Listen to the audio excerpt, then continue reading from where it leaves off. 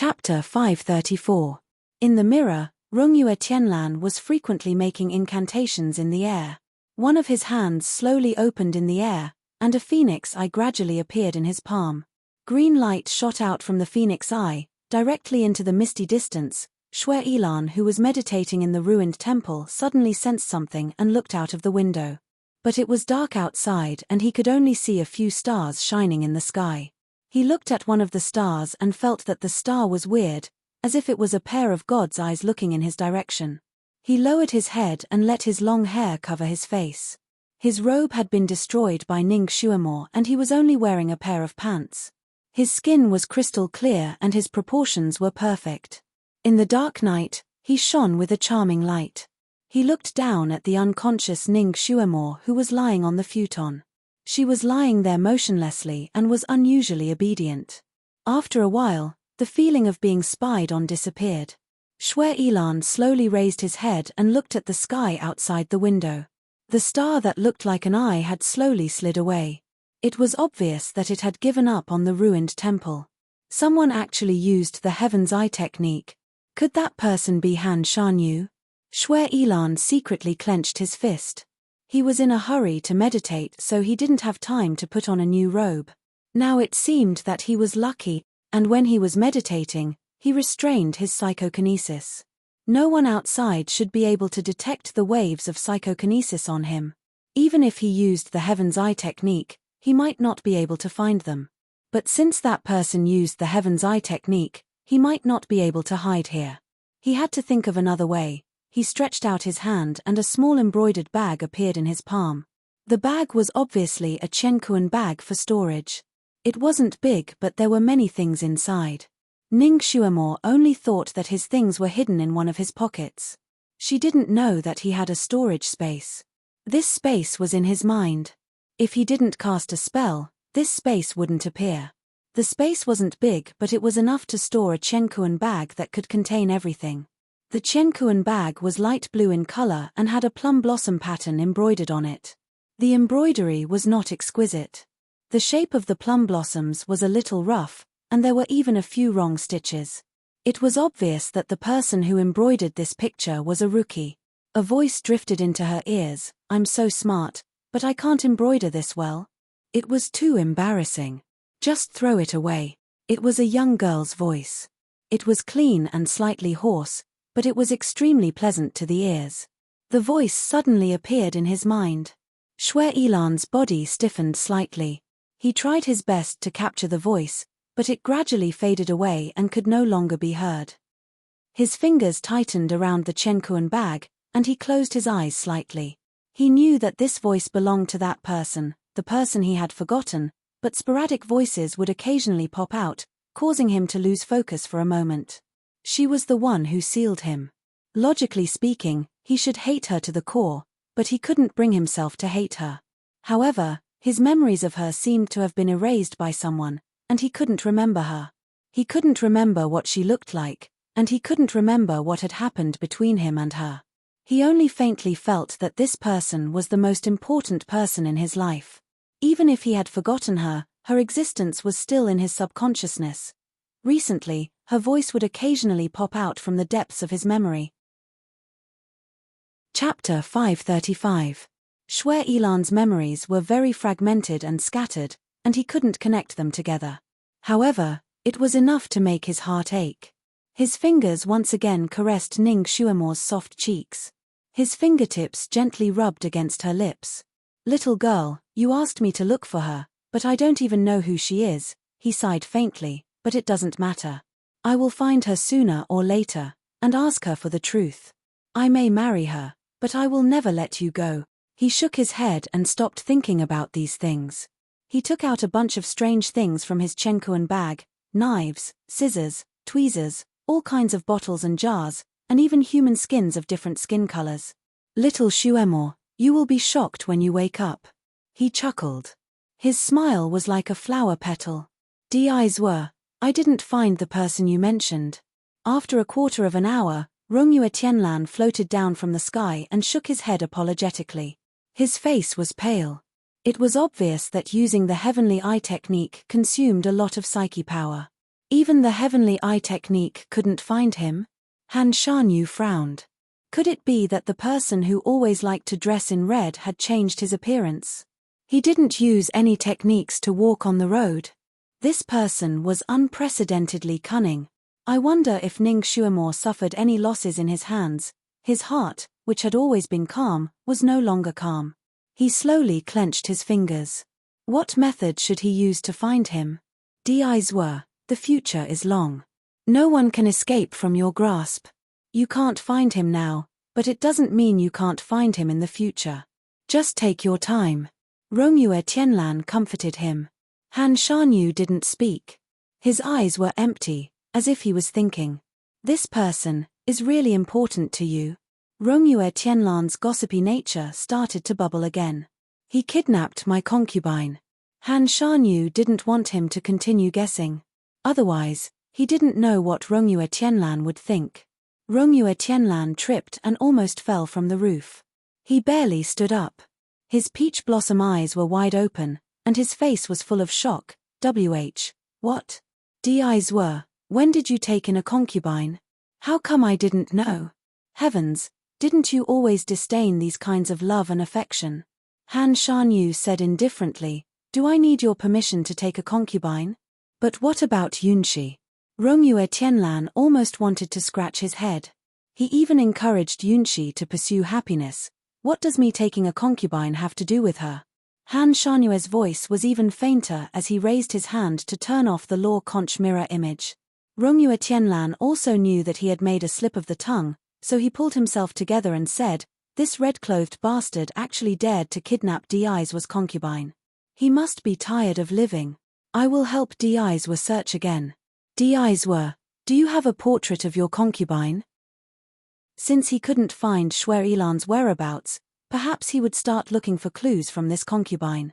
Han Shanyu said, there's no need to trouble you. He naturally had Ning Xuemo's portrait on him, but it was a portrait of her dancing. He didn't want another person to see that kind of portrait. Moreover, if Shui Ilan was in disguise, he would have done the same for Ning Xuemo.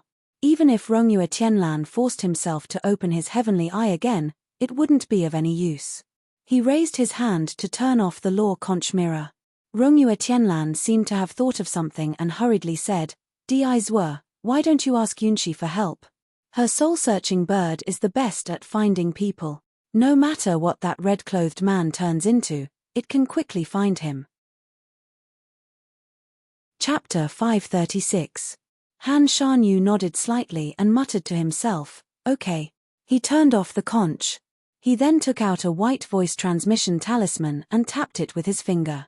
The voice transmission talisman lit up. A moment later, Yunshi's surprised voice came through. Di's were. It's me, Han Shanyu answered simply, his voice not as cold as before. Yunshi, help me find someone. Yunshi agreed readily. Okay.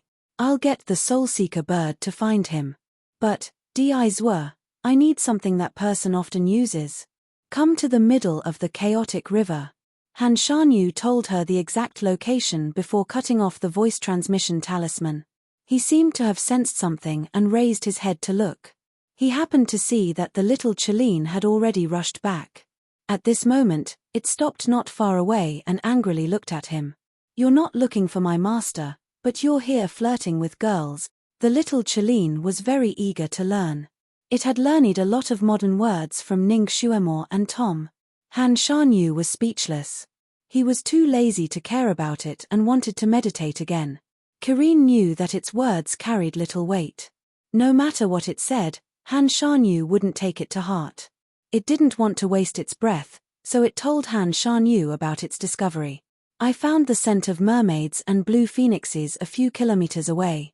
Do you think the disappearance of that bastard with my master has something to do with these two scents? Mermaids and blue phoenixes were very rare in this world. The former was a spirit of the sea and was almost impossible to find on the continent. As for the latter, it was the king of birds, and it would be difficult to find more than a few of them on this continent. It was very unusual that these two had appeared at the chaotic river at the same time. Did it have something to do with the disappearance of its master? Kirin didn't want to let go of any clues, so when it discovered the two scents, It hurried back to tell Han Shanyu and waited for him to analyze it. Although this person was perverted, he was strong enough, smart enough, and calm enough. He might be able to find clues to its master. Han Shanyu pondered for a moment and jumped onto Kirin's back. Bring me there. A moment later, Han Shanyu and Kirin arrived at the beach where Yang Ziyuan had escaped from danger. Sure enough, there was the scent of a mermaid here, and the mermaid seemed to be seriously injured. The unique sweet smell of blood on the mermaid lingered on the riverside for a long time. He naturally sensed the aura of the blue phoenix bird and Yi Qingwan and frowned slightly. He didn't expect her to come here and take away the mermaid. Kirin looked at him eagerly. What do you think? Is it related to Master? It has nothing to do with me. Han Shanyu only replied with 2 words, but his eyes were looking into the distance. Han Shanyue's vision was extraordinary. He could see people and things within 100 miles. Han Shanyue's gaze fell on a woman who was stumbling forward. The woman's clothes were tattered, her hair was messy, and her body was even a little wet. She didn't look like an ordinary person. Late at night, a single woman was running through the wilderness. His expression changed. Little Apple, go to a place 80 miles away from here, and bring that woman here. He told Little Apple the exact location. Kirin was stunned and nodded. It immediately followed Han Shanyue's instructions and ran in that direction. It was naturally much faster than the woman and caught up with her in a quarter of an hour. After seeing the woman's description, it was also stunned. Yang Ziyuan. Chapter 537. Yang Ziyuan was running in a hurry. When she heard the call behind her, she subconsciously turned around and staggered. Not far behind her stood a valiant and spirited Kirin, looking quite awe-inspiring. When Kirin was with Ning Xuemo, it had always been in the form of a blue cat, so she did not recognize it. When she suddenly saw this mythical beast, she was so shocked that she took a few steps back. You! How do you know my name? Kirin was not in the mood to explain so much to her. It briefly explained its relationship with Ning Xuemo, and Yang Ziyuan finally understood that it was the cat. She breathed a sigh of relief and finally remembered that the legendary loner Ning Xuemo did have a Kirin by her side. She had been running in fear for half the night. When she saw Kirin now, she felt very close and could rely on it. She could not help but cry. Xuemo was taken away by the red-clothed Guqin player. Kirin, quickly go find the Taoist master and ask him to save her. I'm afraid that she will lose her life if you are late. Kirin interrupted her. I am here on his orders to pick you up. I will take you to see him. After a moment, Yang Ziyuan was already kneeling in front of Han Shanyu. According to his instructions, she told him in detail what had happened on the boat. Han Shanyu listened without saying a word and did not interrupt. Yang Ziyuan felt that the surroundings were getting colder and colder, and the air pressure was getting lower and lower. Kirin was also listening to her on the side, and from time to time, he would curse the red-clothed pervert. When he heard that Yi Feng had taken Ning Xuemo as a hostage to force Shui Yilan to release her, Kirin was angry. This Yi Feng is such a bastard. My master was obviously threatened. She was not with that pervert, but he actually used my master as a hostage. That red-clothed pervert did not care about my master at all. Why would she be threatened? Yang Ziyuan could not see Han Shanyue's face clearly, but she felt a pair of sharp eyes looking at her. When she heard Kirin's words, she was a bit sad. Yi Feng was wrong to do this. But at that time, he had no other choice. But the red-clothed Guqin player was indeed threatened, so we were able to escape with our lives. Kirin was stunned for a moment, and said, so the red-clothed Evildor was not completely heartless to my master. When he finished this sentence, he felt that Han Shanyu looked at him, and his body felt a chill. Continue. Han Shanyu spat out these 3 words. Yang Ziyuan explained everything in detail. After she finished, she kowtowed to him. Great master, I beg you to save Xuemo. It is really dangerous for her to stay by the red-clothed Guqin player's side. Also, please save the mermaid. It is Ziyuan's savior. If it is taken away by Yi Qianbei, I don't know what will happen to it. She kowtowed incessantly. Han Shanyu stood up and faintly said, Ning Xuemo is my person. There is no need for you to beg. I will save her myself. You can go. He turned around and was about to leave. Yang Ziyuan heard him say this and was a bit relieved. But there was still the mermaid in Yi Qingwan's hands. She quickly chased after him. Master, that mermaid, Yi Feng's life is not over yet. Han Shanyu only left these 6 words, and then rode away on Kirin. Yang Ziyuan was stunned. It was as if thunder had struck her. Yi Feng. Yi Feng. The mermaid who risked his life to save her was actually Yi Feng? Yi Feng was actually a mermaid? How could it be? Her head was buzzing. She sat on the ground with a thump. Her mind was filled with Yi Feng. Chapter 538. Yang Ziyuan's secret guard had always been by her side. He had shielded her from the wind and rain, saved her life several times, and was willing to do anything for her.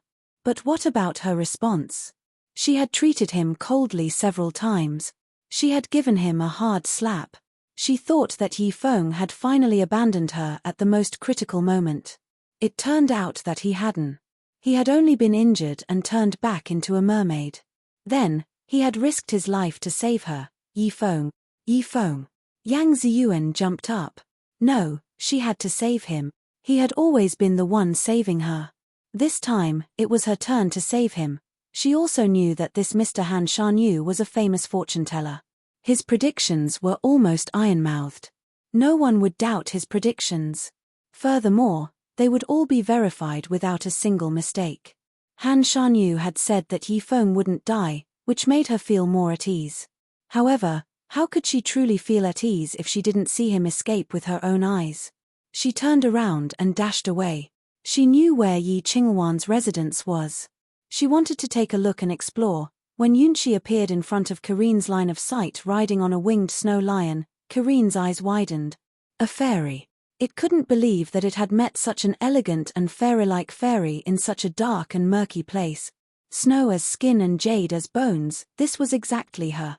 She was elegant and refined. Her actions carried a natural immortal aura. The muddy primal chaos river seemed to have become much brighter because of her arrival. Looking at her, Kirin couldn't help but think of its master. Its master was also a beauty, but compared to this woman, she seemed a little lacking. At least, its master had the aura of the mortal world, but this woman was so beautiful that she didn't have a trace of the mortal world, di. Mr. Yunqi floated down from the snow lion's back and bowed to Han Shanyu. He was actually here to look for this big block of ice. Kirin's ears immediately perked up, and its eyes widened. It looked at Yunqi from head to toe, and then from her feet to her head. This woman was so perfect from head to toe. Even her bearing was impeccable. What was her relationship with Han Shanyu? Mr. Di. Wasn't his surname Han? Or was he using a fake name in front of its master? He really doesn't have any sincerity towards master. It would rather tell this woman its real name than tell its master. At this moment, Kirin's heart was filled with countless complaints. Its eyes returned to Han Shanyu. This big block of ice was actually smiling. Although the smile was very faint, it still made Kirin feel uncomfortable. This big block of ice had never smiled like this in front of its master before. Even his tone wasn't as cold as before. Yunqi, where's your soul-searching bird? Yunqi smiled sweetly. Here. She opened her jade-like fingers, and a snow-white bird the size of a parrot appeared in her palm. The bird was still nodding off, as if it had not yet awoken. Yunqi gently touched its blood-red, hook-like mouth with her finger and said gently, "Little white, get up and get to work." After being teased by her, the bird finally opened its eyes unwillingly. When it suddenly saw Han Shanyu, its golden eyes lit up, and it jumped onto Yunqi's shoulder. Then, it bowed respectfully to Han Shanyu, as if it was paying respects. Han Shanyu waved his sleeves and said, "There's no need for these formalities. Let it find someone." A dress appeared in his palm. This is her dress, so it should have her scent. Chapter 539. Yunqi didn't dare delay. She immediately waved her hand to let the soul-searching bird sniff. Her pair of beautiful eyes also fell on that set of clothes. It was a woman's dress. Judging by the length of the dress, the owner seemed to be a little girl. Kareen's eyes widened. It had recognized that the dress was the one Ning Shuamore had worn before she had soaked in the hot spring. She had only been 13 years old at that time. It was unexpected that Mr. Han had kept this dress. While the soul-searching bird was sniffing, Yunshi asked casually, "Sir, are you looking for the owner of this dress? Is it a little girl?" Han Shanyu nodded slightly but didn't say anything. "Is she your new disciple?" Yunshi was even more curious. Han Shanyu glanced at her lightly. "Yunshi, I asked you to look for someone. Do you have to interrogate me?" Yunshi froze for a moment and smiled sweetly. "I was just curious." "Okay, I won't ask anymore." The little Chelene at the side couldn't hold it in any longer. It was most annoyed by people who spoke halfway and were unhappy with half of what they wanted to say, which made it feel somewhat suffocated. It immediately said, "My master isn't his disciple. She's his concubine." As soon as he said this, Yunshi's pretty face turned pale and she stumbled. Her eyes widened as she asked, "What?" She looked at Han Shanyu in shock and disbelief. Sir, you have a concubine?" Han Shanyu frowned slightly and said indifferently, "I did indeed have a marriage agreement with her. I took her as a concubine." Why? Yunshi's eyes widened. "Do I need to ask why?" Han Shanyu glanced at her and said flatly, "There's no reason. I took her because I wanted to." But, Yunshi stuttered. "But what?" "But sir, haven't you always, never been involved in relationships?" Yunshi still hadn't recovered from her shock. "Who told you that I took her in because of relationships?" Han Shanyue's voice was even fainter. "It wasn't because of relationships. Could it be that he had other difficulties?" Yunshi's heart, which had sunk to the bottom of the lake, finally rose a little. "Then why?" Han Shanyue's expression turned cold. "Yunshi, I have no obligation to answer your questions. If you don't want to, then forget it." Yunshi hurriedly said, "Sir, please don't take offense. She was just curious." Yunshi will not hesitate to go through water and tread on fire for Mr.'s orders. The soul-searching bird was indeed useful. After it sniffed Ning Shuamore's clothes, it circled in the sky a few times. Suddenly, it raised its head and screeched. Then, it shot off in a certain direction like an arrow. The sky in the distance was already turning white. A dilapidated temple rustled in the autumn wind, dim and desolate. This place was 800 miles away from the primal Chaos River. It was located in the middle of a wilderness. In the distance, there were a few scattered tombs and an empty village. There must have been people here a long time ago, otherwise, there wouldn't be this temple. However, with the passage of time, the village declined and the temple was abandoned. The temple was empty. There was not a single person in sight, but there were signs that someone had been here. The soul-searching bird dived into the temple and circled the praying mat on the ground, chirping non-stop. Yunshi immediately said, "Sir, it said that she used to rest here." Actually, Kareen didn't need her to say anything. It knew that its master had been here before, because there were remnants of Ning Shuamore's aura and that perverted Shuer Elan's.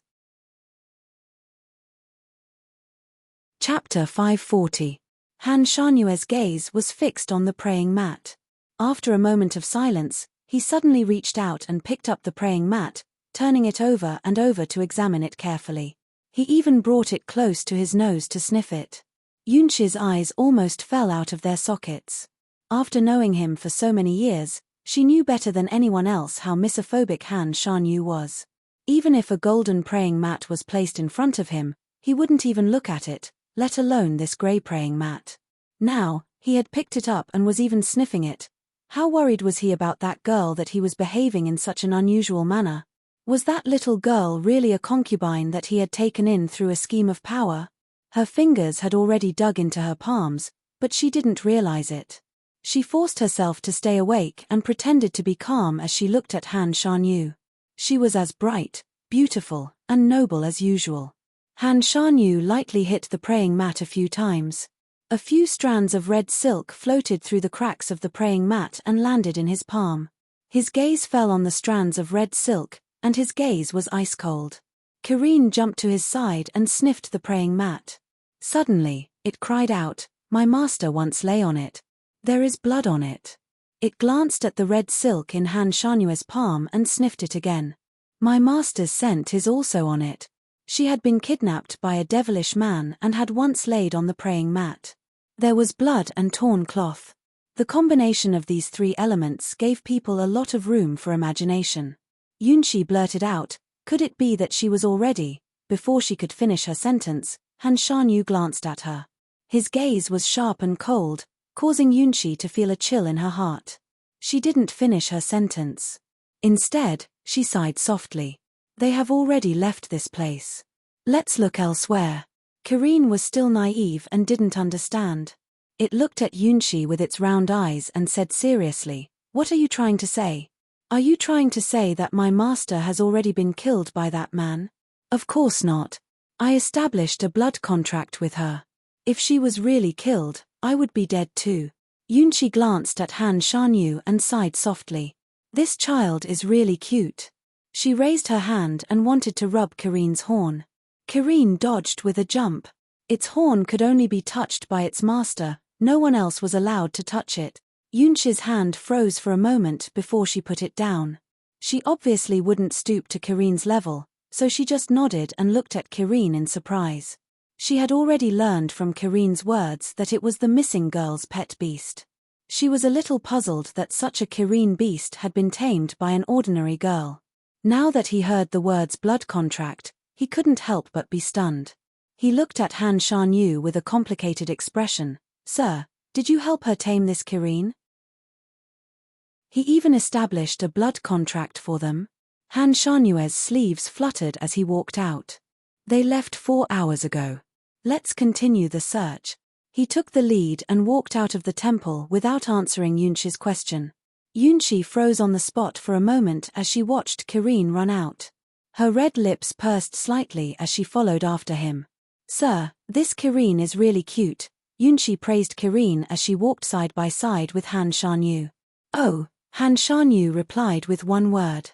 "Sir, Yunshi also wants a pet beast like this." Yunshi looked at the little Cheline with a hint of envy in her eyes.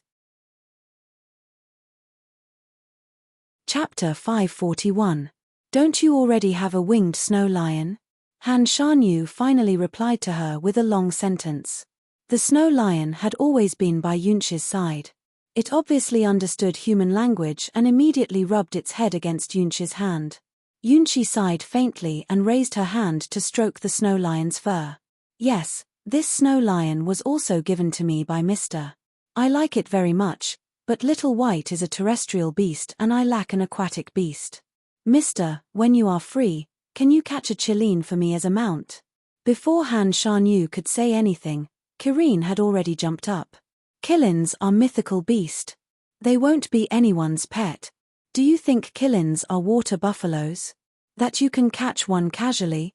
Her words were too insulting to the Cheline family. Yunshi was stunned. But aren't you that girl's pet?" Karine said angrily, "I'm not a pet. We're friends. She won't treat me as a pet. Then I also want a Cheline that I can establish a blood contract with. I can also treat it as a friend." Yunshi didn't give up and looked at Han Shanyu. "Sir, don't you think so?" Han Shanyu turned to look at her. "Is this your condition for helping me find someone?" Yunshi was stunned. "Of course not. Sir, Yunshi is just. If this is your condition for helping me find someone, I can agree to it. After 100 years, I will give you a Cheline beast. But our friendship ends here."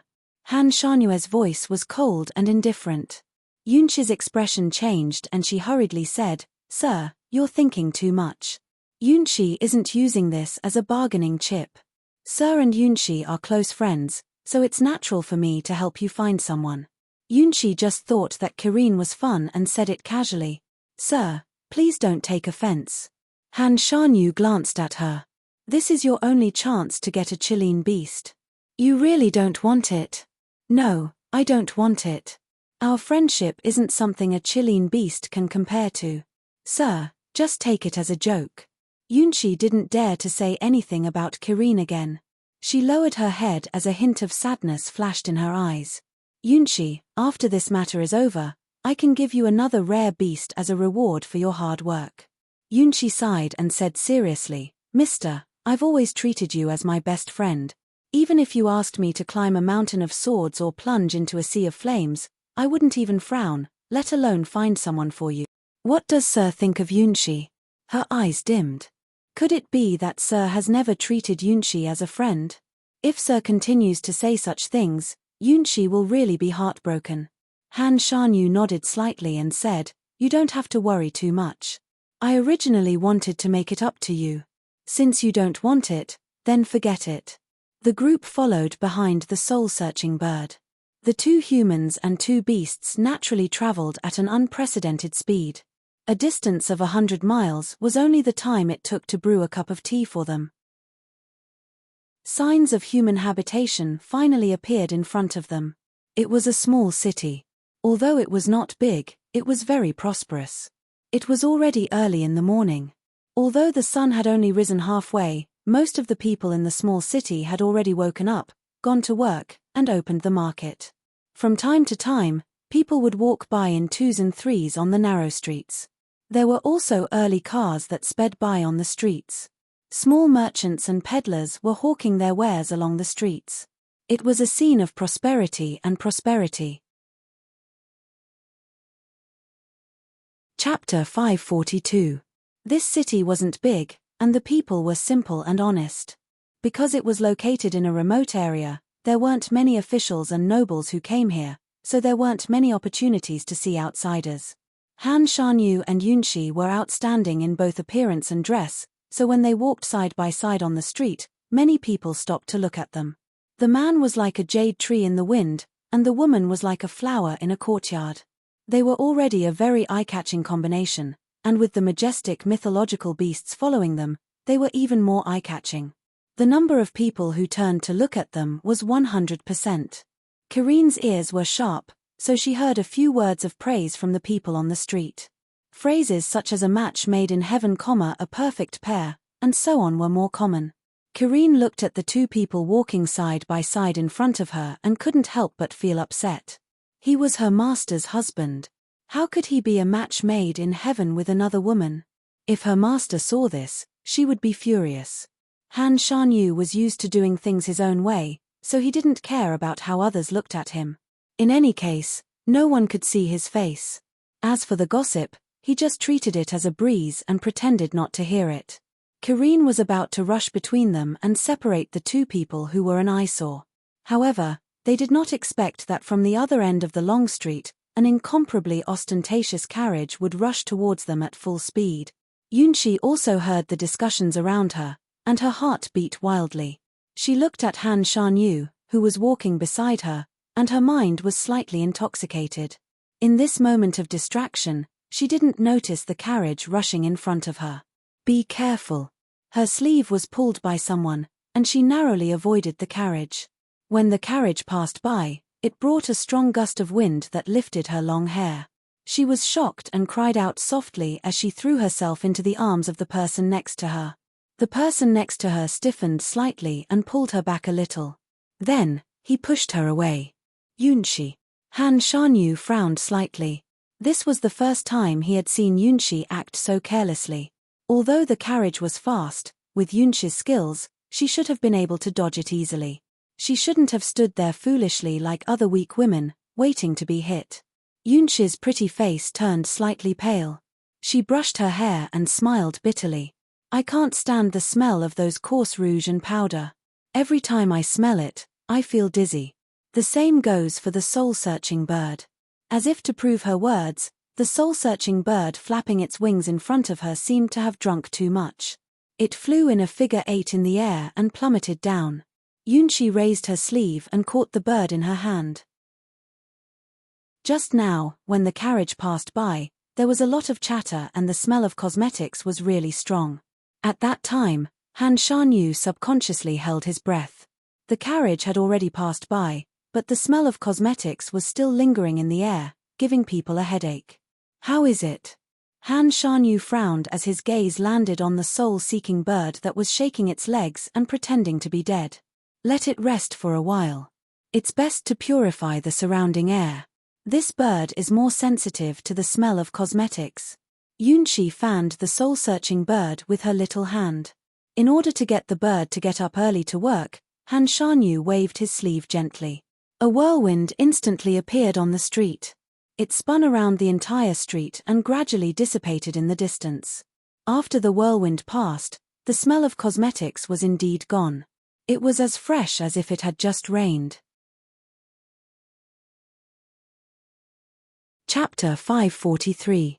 Yunshi naturally knew that this was all thanks to Han Shanyu, so she smiled sweetly. Thank you, Mr. Han Shanyu nodded slightly. Can it look for someone now? It should be able to. Yunshi released the bird again. The bird swayed for a bit before finally moving forward again. This kind of bird followed the aura of the person it was looking for. In other words, it had to go to every place that Ning Xuemore had gone to. When the soul-searching bird stopped in front of a building and started chirping non-stop, it refused to fly forward no matter what. Yunshi was stunned. She looked at the small building in front of her, which was covered in colorful gauze and hung with countless red lanterns. She smiled bitterly. The soul-searching bird said that she went inside. Han Shanyu raised his head and looked at the small building. The corners of his mouth twitched slightly. It was obviously a brothel. The women in the brothel were usually open at night, so it was very cold and cheerless in the early morning. There weren't any gorgeously dressed ladies upstairs. There was only a servant downstairs, who was sitting at the door and dozing off. Yunshi frowned slightly. What a strong smell of mortal powder. Mister, the soul-searching bird won't enter this place. You. Before she could finish her sentence, a breeze blew past her. Han Shanyu had disappeared without a trace. He had obviously gone into the brothel to look for someone. How could Kirin remain calm when it heard that its owner was inside? Even if it was a brothel, it would break into a brothel. It leaped up and flew toward the small building as well. Yunshi stood there, her face pale. Deizwe was such a clean freak, yet he had entered such a filthy place for that woman. What was that woman's position in his heart? Concubine. In this world, a concubine was something that could be casually discarded. If the men here were happy, they could casually give away their concubines. Why would they care? They wouldn't change their habits that they had maintained for thousands of years for a concubine. What kind of person was that woman? How could she make Deizwe treat her like this? Yunshi clenched her fists tightly. Suddenly, she steeled her heart and floated into the air, heading towards the small building. It was easy to imagine what kind of scenery there would be in the brothel in the morning. Han Shanyue's search was very fast. Wherever he went, he woke up many pairs of lovebirds, causing a commotion. When Yunshi finally caught up with him, he had just startled a pair of wild lovebirds that were having sex early in the morning. This pair of lovebirds was enjoying themselves when Han Shanyu suddenly barged in. The man was so scared that he almost couldn't get up. He jumped up from the bed and roared, "Which bastard is it?" Before he could finish cursing, his vision went black and he fell on the bed with a plop. He was on top of the woman who was still in a daze. The woman immediately screamed. Before they could say anything, a large blanket came down on them, covering their naked bodies from head to toe. When Yunshi went in, she didn't even get a clear look at the two white shadows before her eyes were covered by a brocade handkerchief. "Go outside and wait, Yunshi." Han Shanyue's voice rang out not far from her. Yunshi only felt a strong force pushing her away.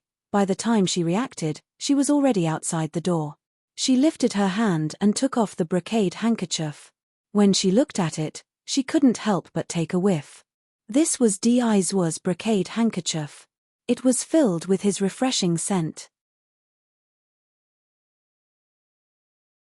Chapter 544. Deizwe was quite considerate towards her. Yunshi's face was filled with joy. He had been afraid of seeing those dirty scenes, so he had covered her eyes with a brocade handkerchief. Her heart was beating wildly as she carefully put away the brocade handkerchief. Before Yunshi could finish her thoughts, Kirin had also come out. Han Shanyu wasn't so polite to it. "Get out of here." Kirin had obviously been thrown out. It staggered in the corridor, but it quickly steadied itself. It was still unconvinced. "Why can you see it, but I can't?" Isn't it just a fight between demons? It's not like I haven't seen it before. It had asked its master about this question, and its master had told it that naked men and women rolling around together was called a fight between demons. Yunshi was speechless. Her face and ears were red. She finally understood what the two white things were that she didn't have time to see clearly just now.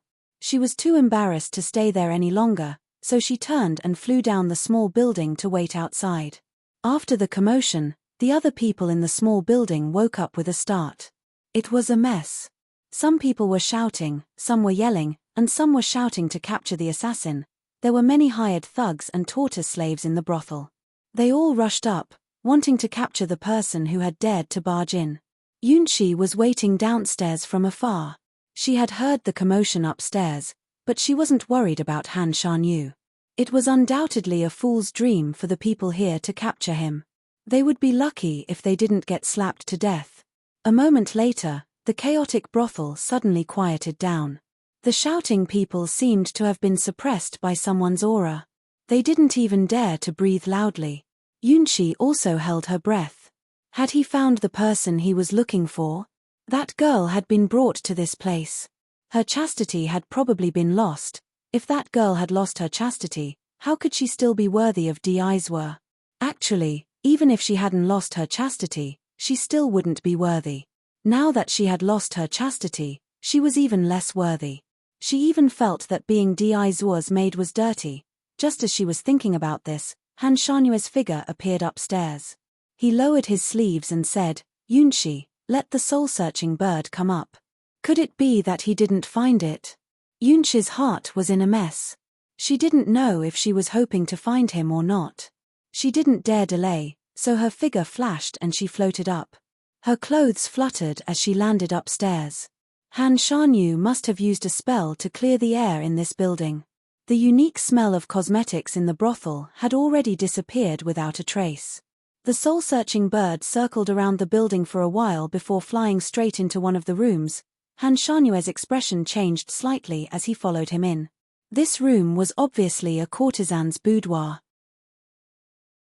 The decorations inside were gorgeous and gaudy. The most conspicuous thing was a large carved bed in the room. The bedding on the bed was messy. It was obvious that someone had slept here not long ago. The soul-seeking bird carefully hopped onto the big bed and chirped non-stop. Yunshi paused and looked at Han Shanyue's unfriendly expression. It said that she slept on this bed. "Master." Kirin pounced on the bed and sniffed with all its might. However, it couldn't smell anything. It looked up at Han Shanyu and asked, "Master, why can't I smell her?" Shui Ilan cleaned up the traces of this place. Han Shanyue's voice was cold. "That bastard. He actually brought Shuemore here. He even let her sleep on such a dirty bed." Chapter 545. That bastard. He had actually brought Shuemore here. He had even let her sleep on such a dirty bed. Han Shanyu turned around and asked the trembling brothel keeper, "Where did the girl who slept here go last night?" His aura was too strong, and his voice was too cold. The brothel keeper was so scared that her eyes were wide open, and she couldn't speak. Yunshi had no choice but to soften her voice and help her ask. She had a gentle personality, and she finally managed to calm the brothel keeper down.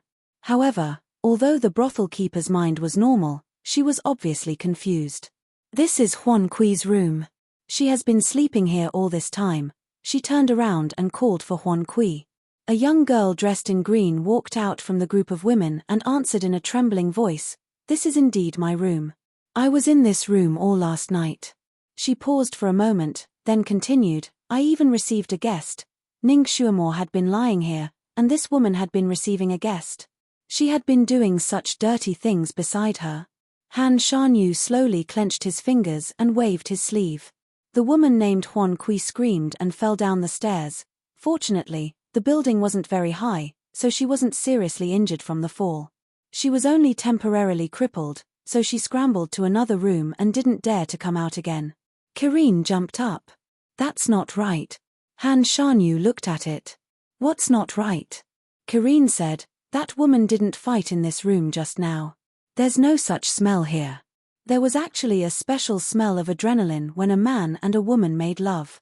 Kireen smelled it a few more times, so it had experience. Han Shanyu was speechless.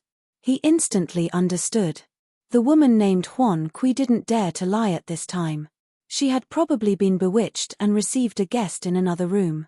After all, the rooms here were all similar. Shui Yilan. Shui Yilan seemed to have thought of everything.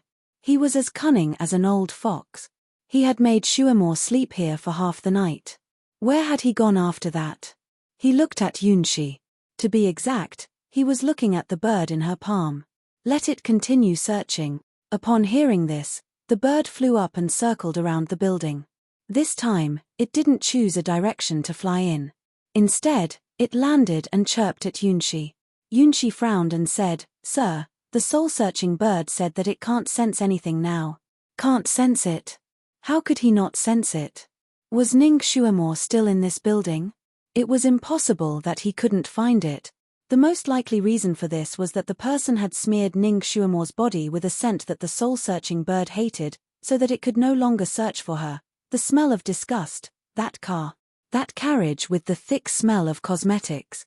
He turned his head and immediately asked the brothel keeper, "Are there any girls here who are sent out? How many of you left just now?" The brothel keeper was at a loss. "We don't go out in the morning, and no girls go out." After hearing what she said, the horse carriage became even more suspicious. Could it be that Ning Shuemore was in that carriage? Had he just brushed past her? Han Shanyu turned around and wanted to leave. The brothel keeper muttered to herself. Suddenly, she seemed to remember something and slapped her head. "I remember now. I have a younger sister who came home this morning. She asked me to lend her a few top girls. They just left." Han Shanyu paused. That carriage belonged to the brothel keeper. Then there was nothing suspicious. Chapter 546. Han Shanyu paused for a moment before flying down the stairs. Yunxi and Kireen hurriedly followed, and the two of them disappeared in the blink of an eye. The brothel keeper was dumbfounded. This was like seeing a ghost in broad daylight. She had actually seen two top-notch men in one night. Two? Who was the other one? The brothel keeper vaguely felt that she had seen a handsome guy, but she couldn't remember who he was.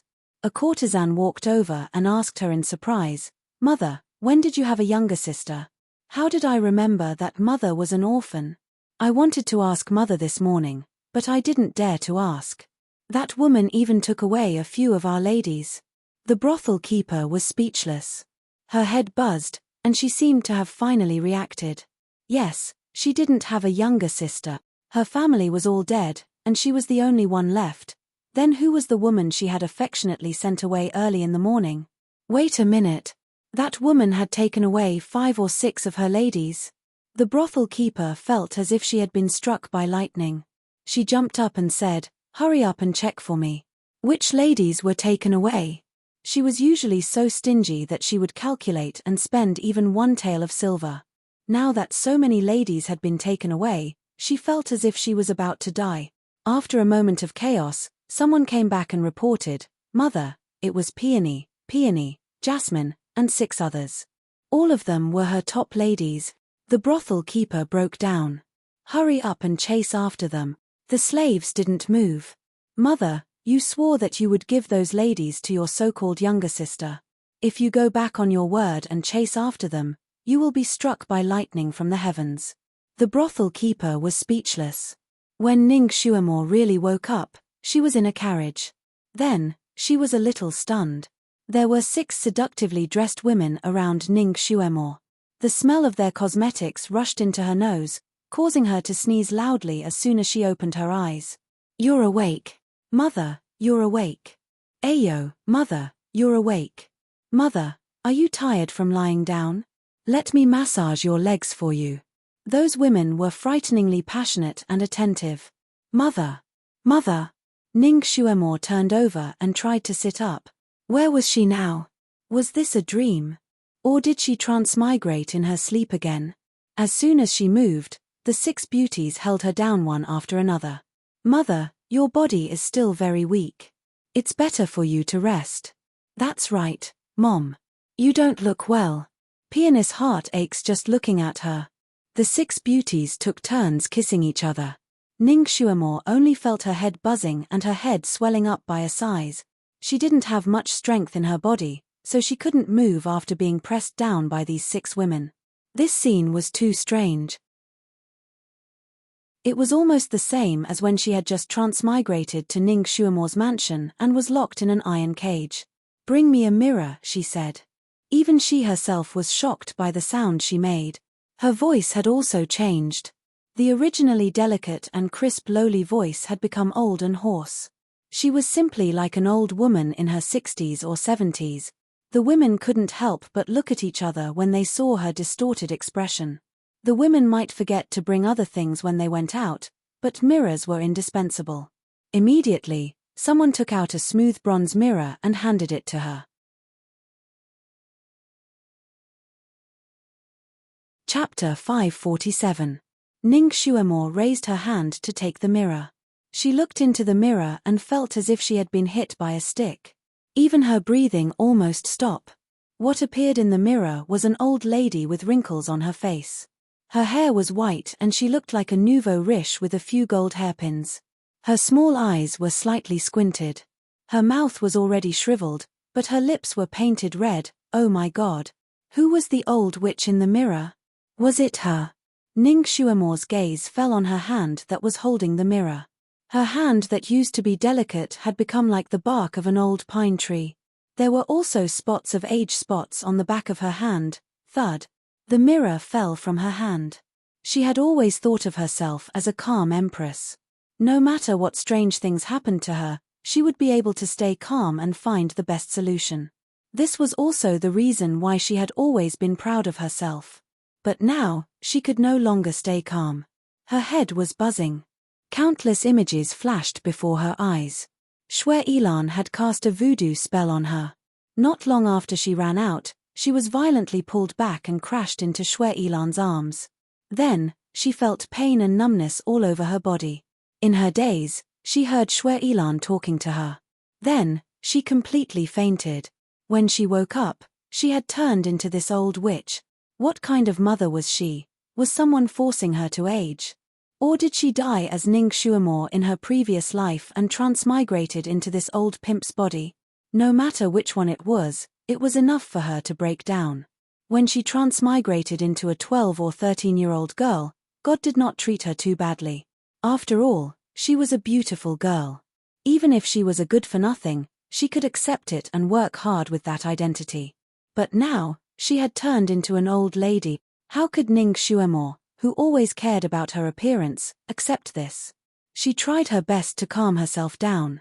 Then, she seemed to have thought of something.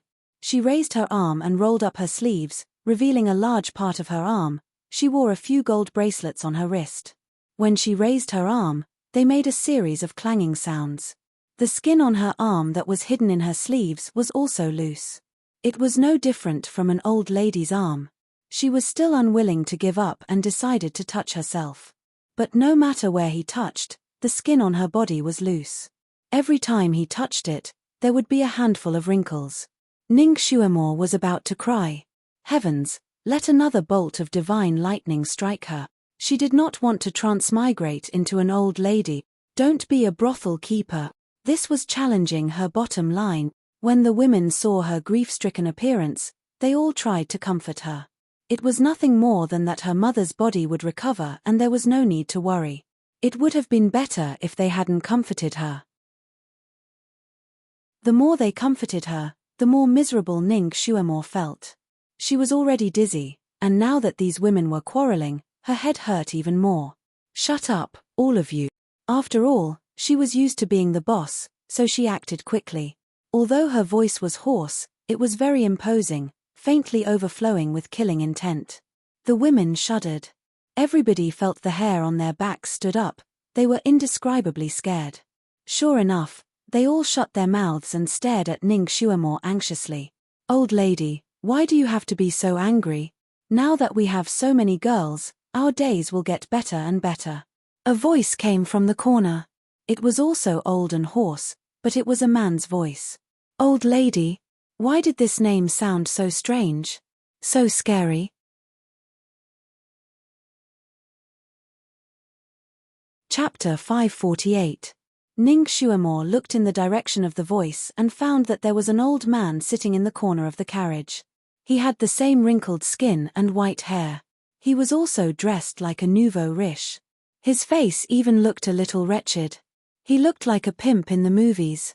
At this moment, his pair of muddy eyes were looking at her helplessly. Needless to say, this man was the husband of this old body of hers. Ning Xuemore couldn't bear the blow and closed her eyes. She really wanted to die at this moment. She raised her hand and pulled out a hairpin from her head and directly stabbed it into her heart. Since she could transmigrate after she died, she wanted to transmigrate again. Even if she was beaten to death, she wouldn't be a wrinkled old woman. Amidst the women's cries of alarm, her wrist was tightly gripped by someone. Old woman, we're about to have a good life. Why do you want to die? That old man's movements were actually very fast. He actually managed to grab her wrist in the nick of time. The hand on her wrist was slightly warm.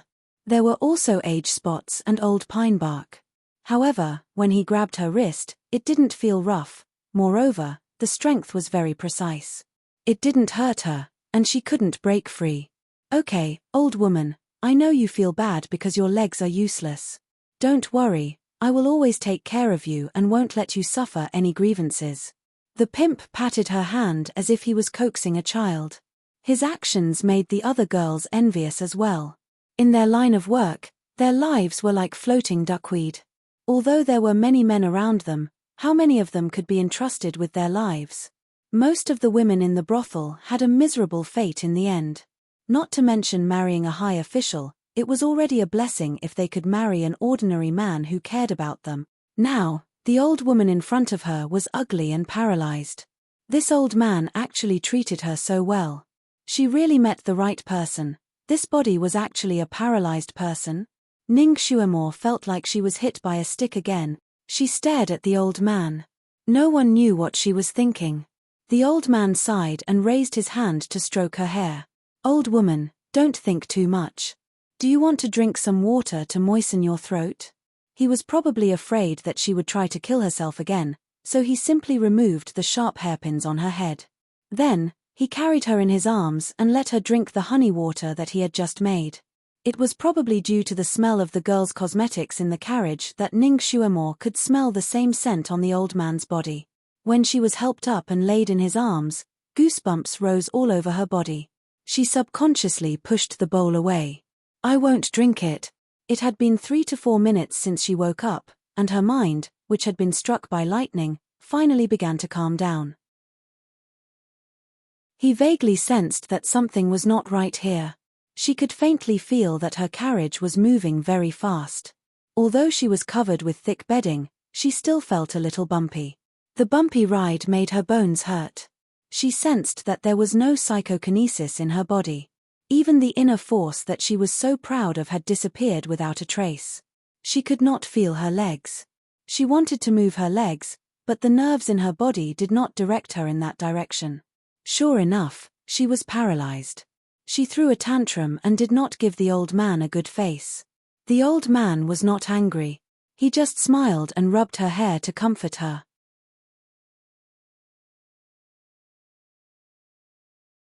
Chapter 549. He bent down and whispered in her ear, "Old woman, your hair is messy. Let me comb it for you." His warm breath by her ear made the hair on the back of Ning Xuemore's neck stand up. She raised her hand and tried to push him away. "Get out of my way." The old man held her hand again. "Old woman, your temper is getting worse and worse. It's not good for your health." He tried his best to persuade her. It seemed that he was thinking about her. Ning Xuemore felt like she was going to explode under the envious gazes of the other women. She took a deep breath and then another. "Open the window. It's suffocating." The smell of cosmetics in the carriage was so strong that her brain almost stopped working. The old man sighed. "Old woman, you have typhoid fever. It's not suitable for you to be exposed to the cold wind. You can't open the window." Just as he said that, the carriage suddenly jolted. The half-closed window opened a little and the fresh wind blew in. Ning Xuemore was slightly refreshed. Suddenly, a light voice came from outside the carriage. "Be careful." This voice was so familiar. Ning Xuemore's body suddenly stiffened and she subconsciously looked out of the window. Through the half-closed window, she saw Han Shanyu jumping to the side with a woman in his arms. The carriage moved very quickly, and this scene flashed before her eyes. She didn't even have time to see the face of the woman in his arms. She only vaguely felt that the woman was very beautiful. She even saw the majestic snow-white lion with 2 pairs of wings beside the woman. Then, she heard him call out Yunshi. Then, she heard the gentle voice of the woman. Yunshi can't stand the smell of coarse cosmetics. Every time she smells it, she feels dizzy. So does the soul-searching bird. She subconsciously looked back and saw Han Shanyu standing beside the woman. He seemed to be looking at the bird in her hand and was even fanning the bird with his sleeve. At that moment, the sunlight shone on the golden boy and jade girl, as if inlaid with a circle of faint silver light. It was warm and peaceful. Inside the carriage, the girls chattered and laughed. Ning Xuemore could no longer hear the conversation between Han Shanyu and the girl. She suddenly didn't want to listen anymore. Why was he here? Who was the woman beside him? What was their relationship? Most importantly, she saw an old acquaintance. Did this mean that she was still in this era? What year is it now? Ning Xuemore suddenly asked a girl beside her. The girl was startled and replied, "It's the autumn equinox of Le Xian's 38th year." After answering, she asked in astonishment, "Mama, you even forgot the year." Ning Xuemore's heart seems to have a flash of lightning. It's still the same era, and this day is only 1 day away from when she fell into Shui Yilan's hands and was plotted against by him. "Old woman, what's wrong?" The old man hugged her tightly. Ning Xuemore stared at him coldly. "Who are you?" The old man's eyes flashed with surprise. "Old woman, what's wrong?" "I'm your husband." "Then what's your name?" "What's my name?" "Where is our customs clearance document?" Ning Xuemore asked several questions in one breath. The old man sighed. "You're confused because you're sick. You even forgot your name. I'm called Shui Fenghua. As for you, you're called Wei Chunhua. Here, this is our customs clearance document."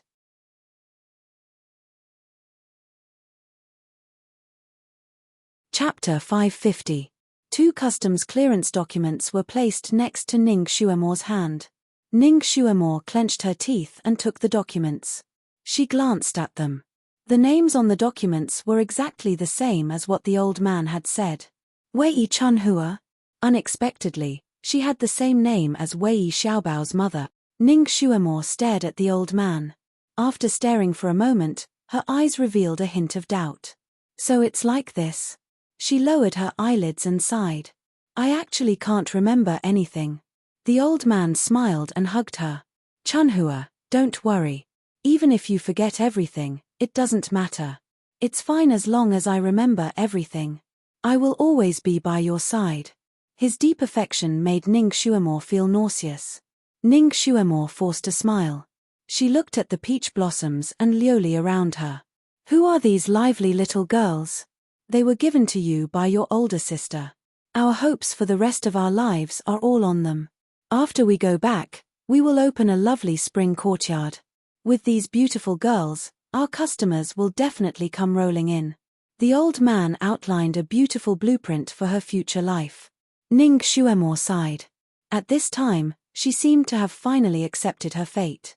These girls are indeed lively. Each and every one of them are like spring onions. She closed her eyes again.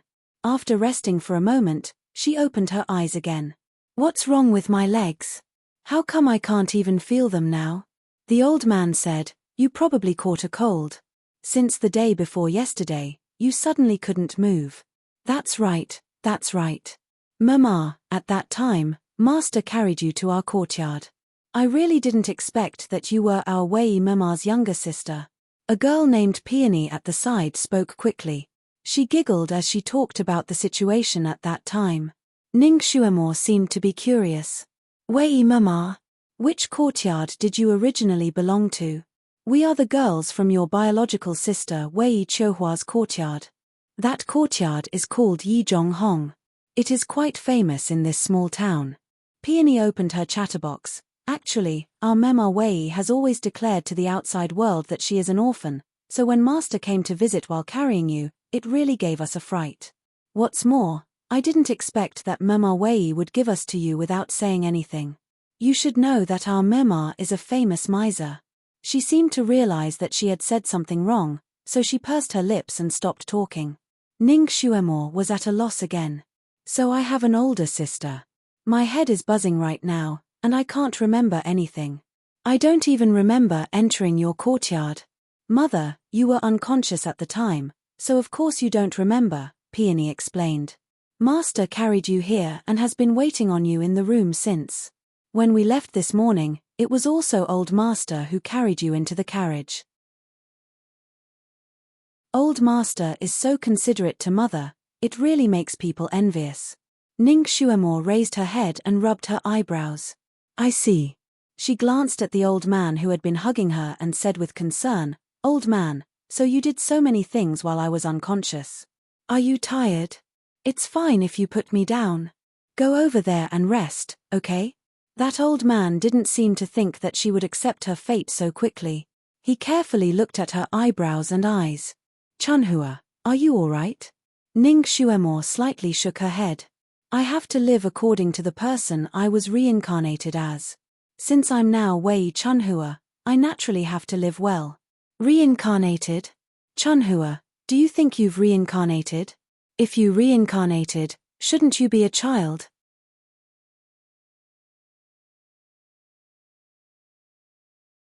Chapter 551. Ning Xuemo closed her eyes and said, Sometimes, a person who has escaped death cannot be reincarnated as a child. Instead, they will possess the body of a person who has just died. The old man's eyes flashed. Are you talking about reincarnating in someone else's body? Ning Xuemo sighed. You can say that. Do you think you reincarnated in someone else's body? The old man held her hand.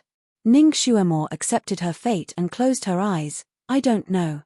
I always feel that I was still a little girl just a moment ago, but when I woke up, I became an old woman.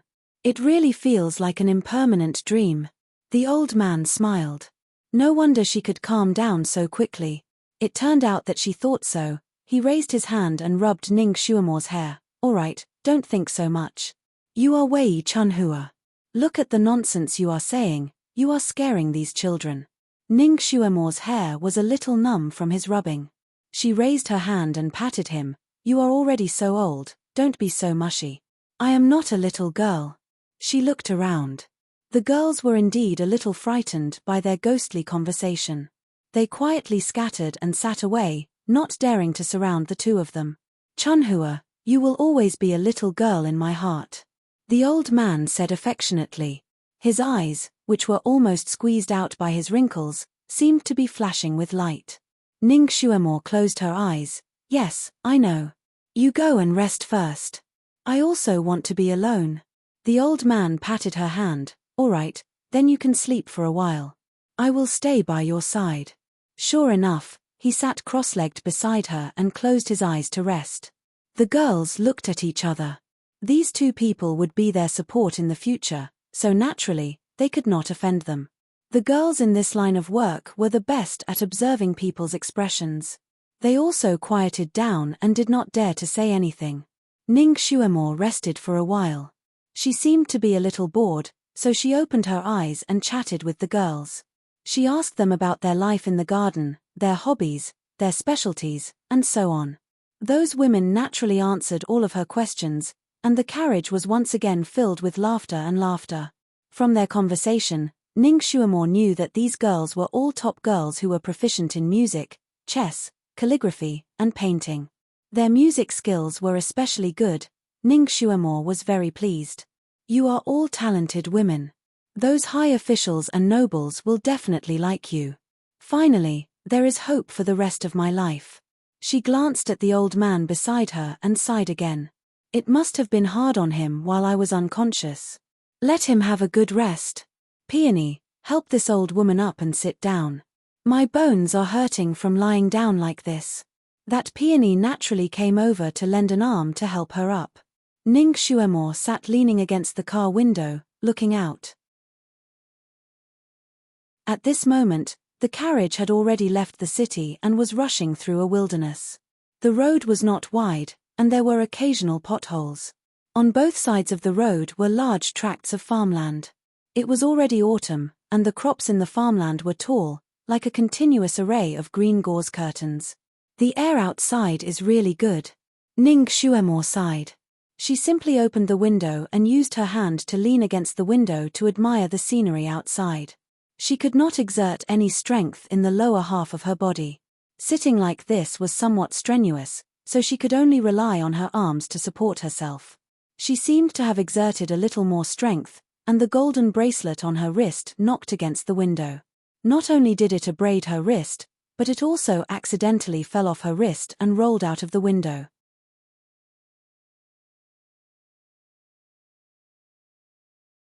Chapter 552. Aya, my bracelet. Ning Xuemore cried out in distress, "Stop the carriage, stop the carriage."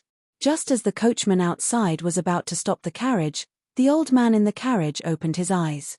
"If it's lost, it's lost. We still have to hurry on. I'll buy you a new one later." He instructed the coachman to continue moving. Ning Xuemore was angry. "Old man, you don't know how to live well. This golden bracelet is worth a lot of money. What's the trouble of picking it up? Stop the carriage, stop the carriage." The old man couldn't persuade her, so he ordered the carriage to stop the carriage and asked a girl to pick it up. Ning Xuemore's face tensed up. "Old man, I remember that the bracelet was a token of our love. I don't want someone else to pick it up." The old man was stunned and frowned. "It's just a bracelet. It doesn't matter who picks it up. Their legs are more nimble." Ning Xuemore glared at him. You said that you would treat me well for the rest of my life. You don't understand the hearts of women at all." She was like an 18 or 19-year-old girl. The girls in the carriage were shocked by her and had goosebumps. They thought in their hearts, "She's really an old witch. She's so old yet she's still acting like a spoiled child." However, they all spoke up for her, saying that it was better for the lover to pick up the token of love. The old man was in a hurry and didn't want to be delayed by such a small matter. He looked at Ning Xuemore and couldn't help but sigh. Okay, I'll go down and pick it up for you." Sure enough, he jumped off the carriage shakily and walked towards the bracelet. The carriage had already moved forward for a while and the bracelet was dozens of meters away from the carriage. When he was about to reach the bracelet, he suddenly heard a scream behind him.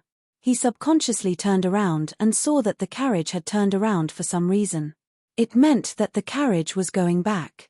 Ning Xuemore, who had been staying in the carriage, jumped out of the carriage. She didn't jump off the carriage but slapped the coachman off the carriage.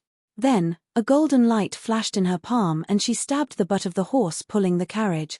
The horse pulling the carriage was in pain and screamed. It was shocked. Then, he spread his hooves and pulled the carriage towards him. The old man was startled, and his body subconsciously dodged to the side of the road. The carriage swept past him like a gust of wind, and madly rushed back the way it came. Damn it! He had been tricked by that girl. A sharp light flashed in the old man's eyes, but he stood still. He had planted a heart-linking venomous insect on her body. Once she ran 2 miles away, she would automatically fly back to him.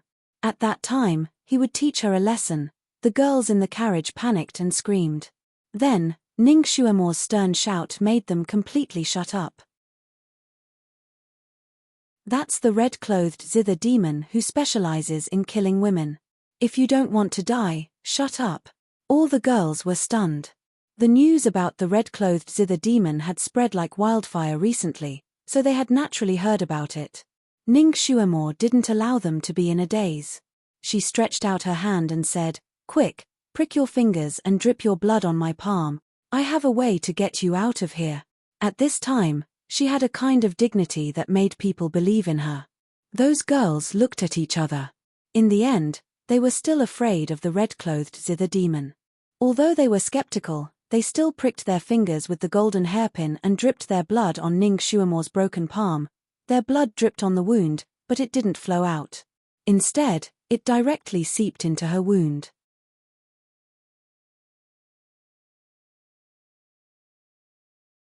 Chapter 553. Ning Xuemo's arm was in severe pain. Beads of sweat seeped out of her forehead, but the corner of her mouth faintly revealed a smile. She could feel that something was cruising along the veins in her arm, approaching the wound on her palm.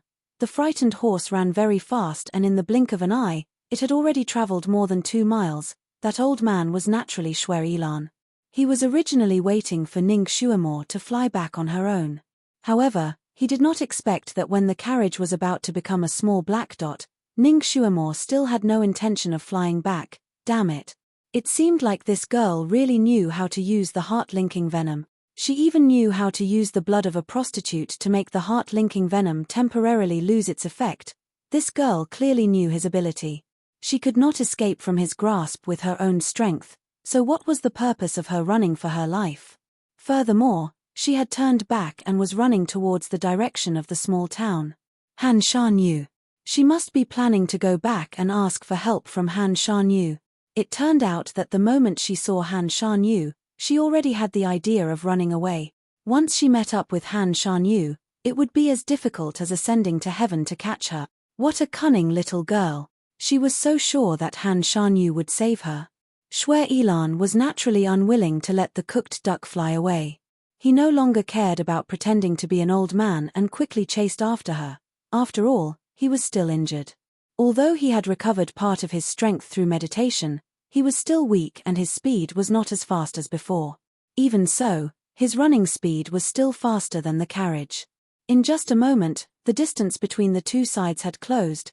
The girls who were hiding in the carriage saw him running towards them and were all scared pale.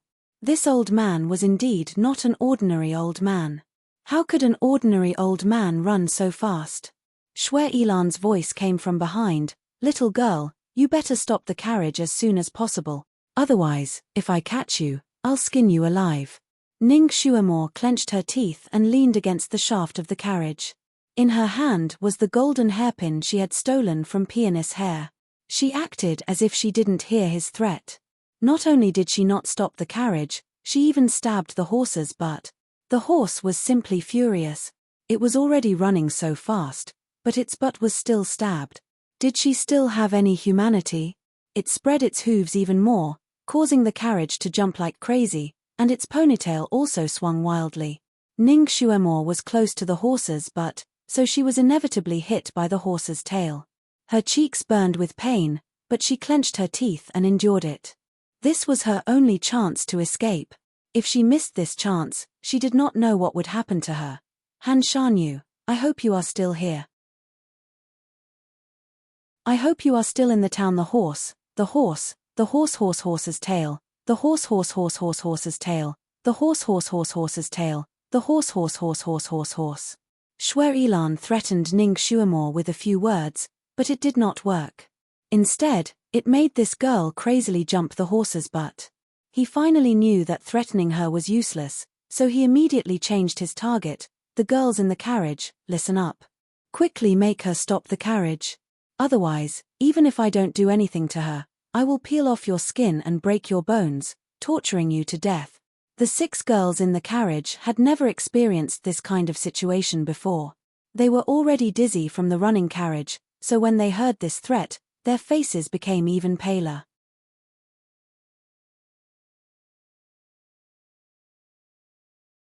Chapter 554. Seeing him come closer and closer, fear surged in their hearts like boiling water.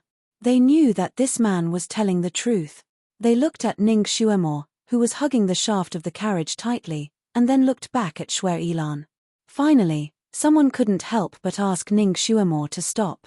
Can you stop the carriage? We can't outrun him. Shut up.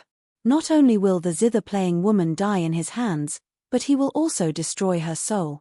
If you stop now, you'll only be waiting for death. Ning Xuemo turned back and shouted. Both sides seemed to have a point. The women looked at each other in fear, not knowing what to do. Don't listen to her. If you ask her to stop now, I swear to God that I won't make things difficult for you. Shui Yilan's voice was heard again. I'll count to 10.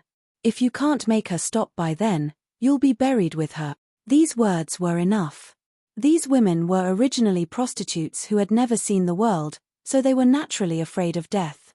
Shwe Ilan's threat was very effective on them. Hearing him counting from behind, one of them couldn't hold it in anymore. She suddenly jumped out and tried to snatch the whip from Ning Shuamor's hand. Although Ning Shuamor didn't have much strength, she was still a special agent. Whether it was her skills or reaction speed, she was different from ordinary people. The woman who jumped out was just a prostitute who didn't even have the strength to truss a chicken. How could she be as agile as Ning Shuamor? Ning Shuamor took advantage of the situation and rolled away. Then, she pulled the reins, causing the horse to make a slight turn. The huge inertia caused the woman's body to fly out. She screamed and rolled off the carriage. The woman fell on the side of the road and was dizzy. In her dizziness, she realized that Shwe Ilan was chasing after her. She subconsciously shouted, I tried my best, very good. Shwe Ilan answered her with 2 words. Almost without looking back, he flicked a flying needle and stabbed it directly into the woman's neck. The woman let out a hoarse cry and her body went limp. His body rapidly shriveled, and in just a moment, there was only a puddle of water left. The other women on the carriage looked behind them with fear and trepidation. The carriage was moving too fast and they didn't see the woman who fell down turn into nothingness. Instead, they saw her body rapidly shriveling. Devil. The person behind him was indeed a demon. All the women were so shocked that their faces turned pale, and some of them even wet their pants. They squeezed tightly together, desperately holding on to the railing of the carriage. With such a crazy speed, they could not even steady themselves inside, let alone rush out to fight with Ning Shuamor for control of the carriage. From afar, he could already see the walls of the small town, and Shwe Ilan was only 200 to 300 meters away from the carriage. With his speed, Ning Shuamor's carriage wouldn't be able to enter the city before he caught up with it. Someone in the car cried out, "Stop the car, stop the car. I don't want to die. I don't want to die." Ning Shuamor turned a deaf ear. Things had already come to this point, and she could only try her best to move forward. Han Shan Yu, how good would it be if you could leave the city at this time? Would you save me? Would you save me? At this most dangerous time, the only person she could think of to save her life was him. 8, 9. Shwe Ilan was still counting. His counting sound was like a death knell.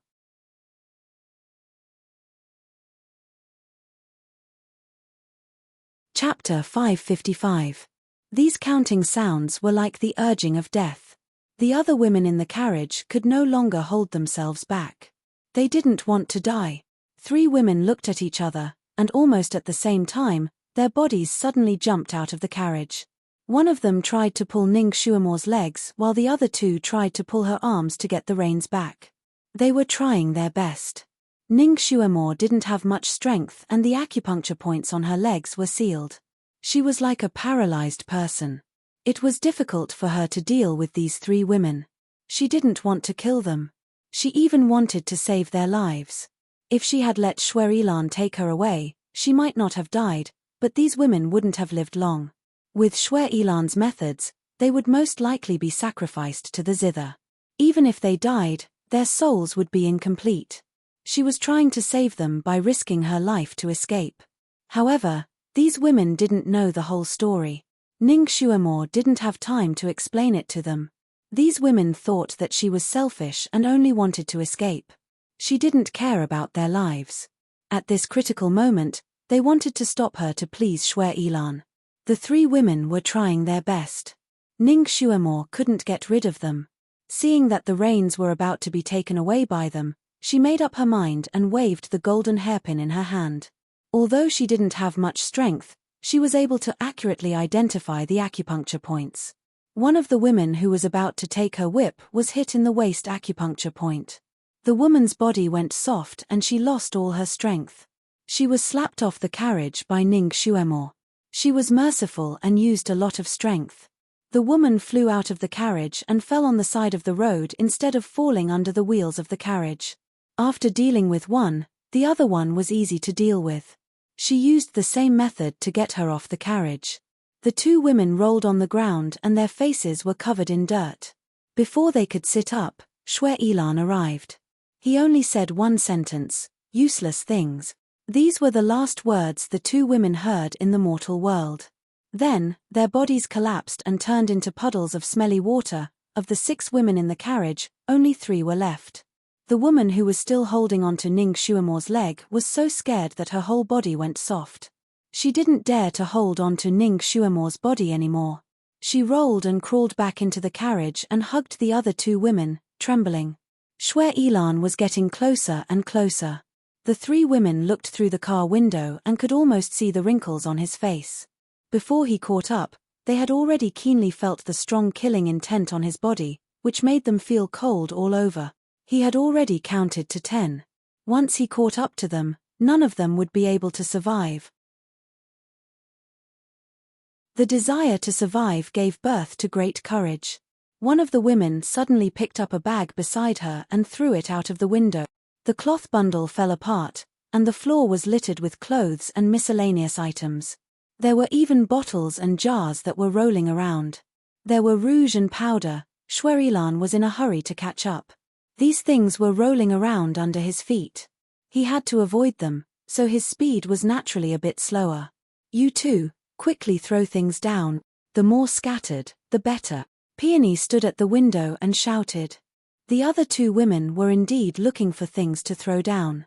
When these women went out, they naturally brought along a lot of luggage. Those cloth bundles were all placed in a corner. The 2 women didn't care about anything else and casually threw down those large and small bundles.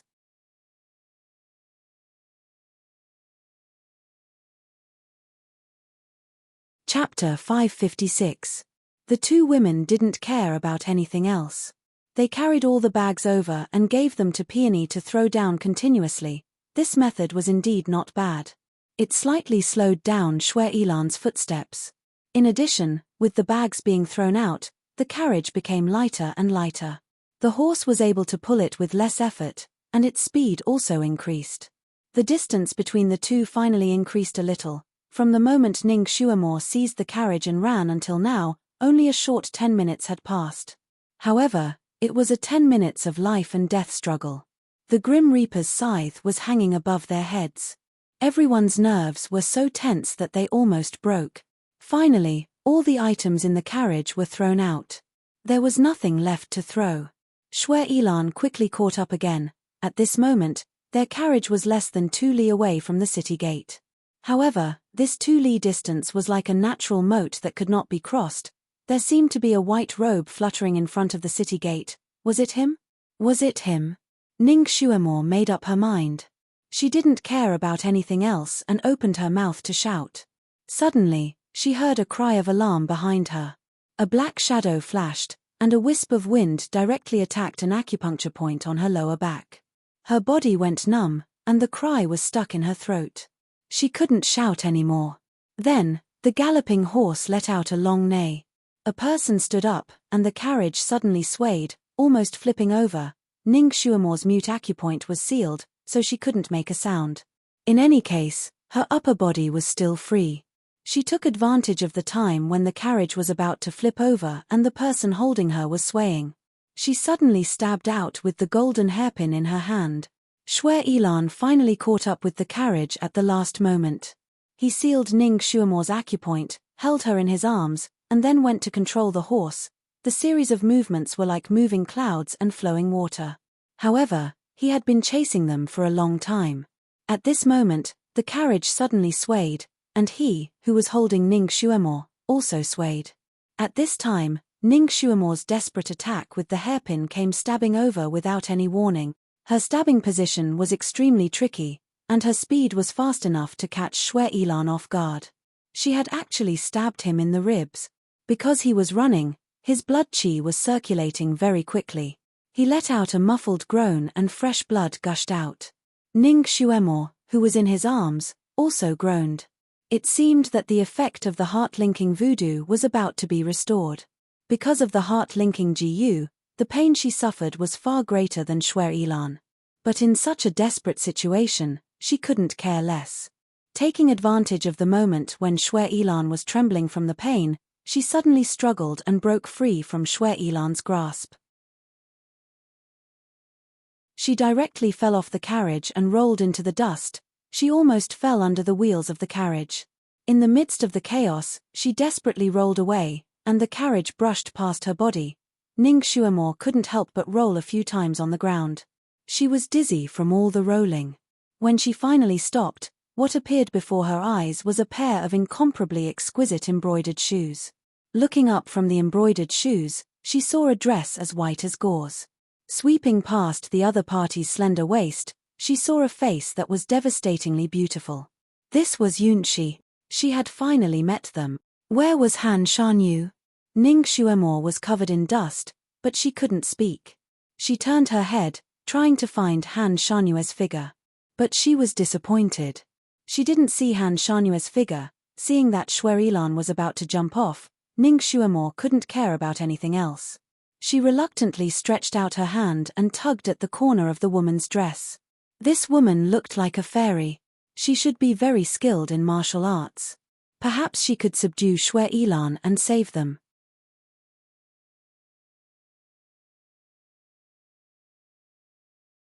Chapter 557. Unexpectedly, as soon as she stretched out her hand, the fairy-like young girl in front of her retreated smoothly. She obviously thought that she was dirty. Shui Ilan's eyes darkened. He jumped down and bent down to pick up Ning Xuemo. The moment he touched Ning Xuemo's body, he sealed her acupoints so that she could no longer move. His arms were hot, but Ning Xuemo's heart was cold. She had tried so hard, but she still couldn't escape. Old woman, are you okay? Are you hurt?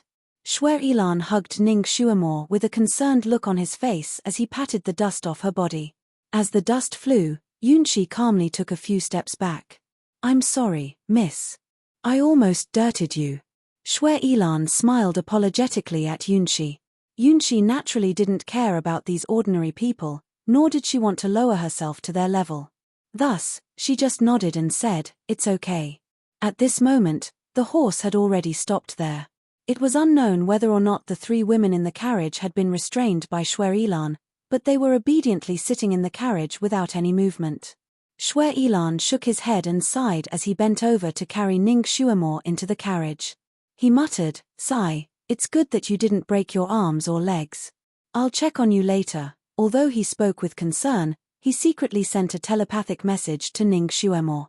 "Little Xuemo, you can't escape from me. How dare you plot against me like this? I'll settle the score with you later." Ning Xuemo simply closed her eyes. She had tried her best, but she still ended up like this. It was fate. Perhaps she was really at odds with this era and was no longer suitable to stay here. If she died in Shui Ilan's hands, she might be able to transmigrate back. Then, he would wake up in his own era and continue his carefree life. She was then placed back into the carriage. The other three women were actually not harmed. They were curled up in the corner of the carriage, trembling. Shui Ilan's gaze swept over them, and the three of them immediately shrunk their heads like frightened chicks. "Yunxi, what's going on?" A cold voice suddenly sounded from outside the carriage.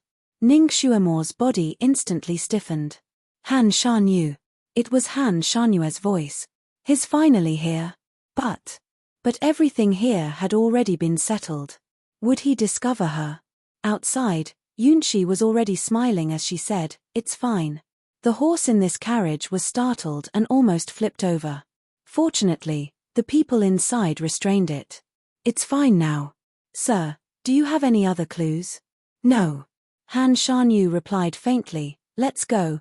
The footsteps of the person outside gradually faded away. He really didn't notice her. As expected, he didn't notice her presence. That's right, why would such a high and mighty person like him notice such an ordinary carriage? Ning Xuemo was enveloped in immense despair. She closed her eyes. At this point, she could only resign herself to fate. "You want to ask him for help?" Shui Ilan's voice sounded with ill intentions. His lips curled into a faint smile. "Do you think he'll save you? Do you remember what day it is today? It's your big day with him. You ran away from his wedding and embarrassed him in front of everyone. I'm afraid he already hates you." Not to mention that he didn't recognize you. Even if he did, he wouldn't do anything. I've heard that he has a strange fetish. He's obsessed with mental cleanliness. Whatever he throws away, no matter how magical or precious it is, he won't look back.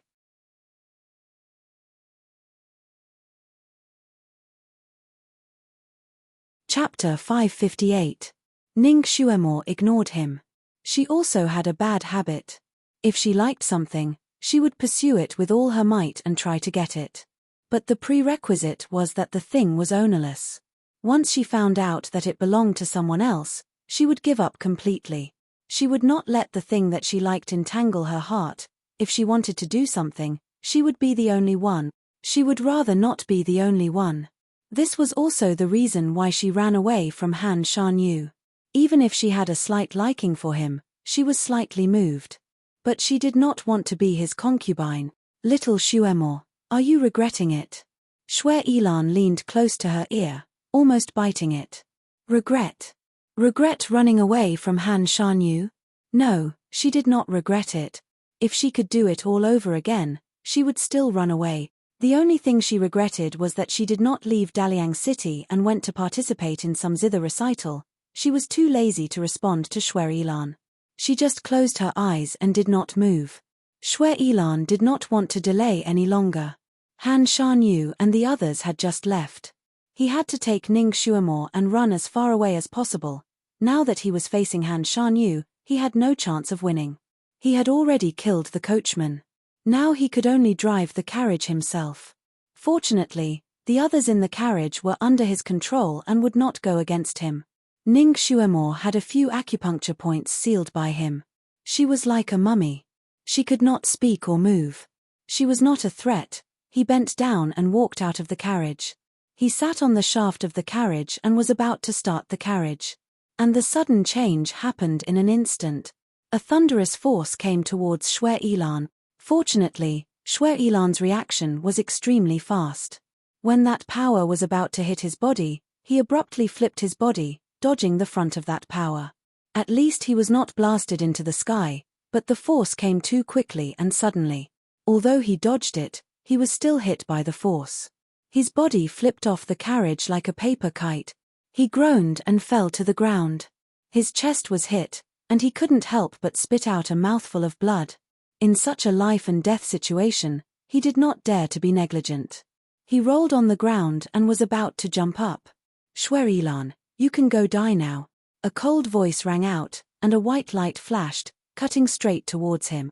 The light was ferocious, as if it had the power to destroy the heavens and the earth. Its aura was so strong that even the sun in the sky seemed to lose its color. Murderous intent filled the sky.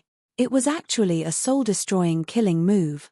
Shui Yilan's expression changed drastically. He rolled away with all his might, trying to avoid the white light. However, the white light followed him like a shadow, and he couldn't avoid it at all. He suddenly laughed out loud. I planted a heart-linking GU on her. After saying this, he straightened his body and stopped dodging. Just as the white light touched her clothes, it abruptly stopped. Although the blade-like murderous aura had disappeared, the hurricane brought about by the killing move was still there, tearing apart the clothes on Shui Yilan's body. Finally, the crimson robe was exposed, causing him to stagger. He retreated 20 to 30 steps before he could barely stand firm. He steadied himself and looked at Han Shanyu, who had returned at some point. How did you recognize me? Han Shanyue's white robe fluttered as he stood on the carriage, completely ignoring him.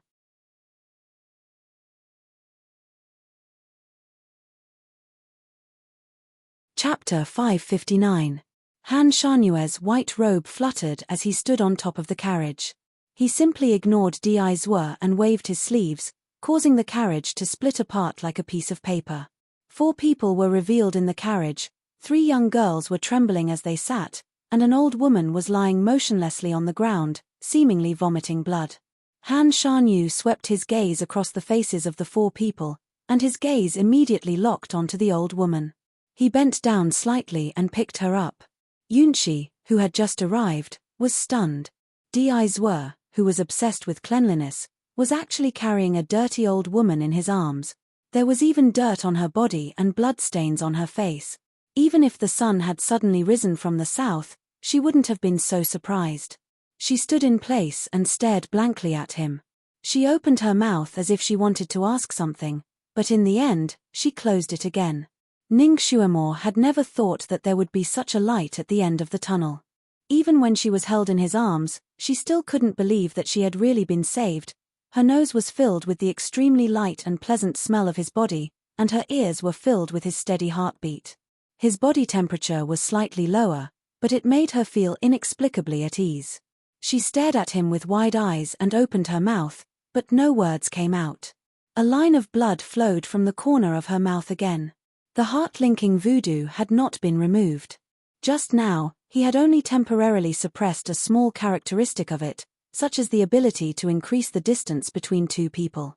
However, the most basic characteristic had not changed. For example, if Xue Yilan was injured, Ning Xuemore would also be injured.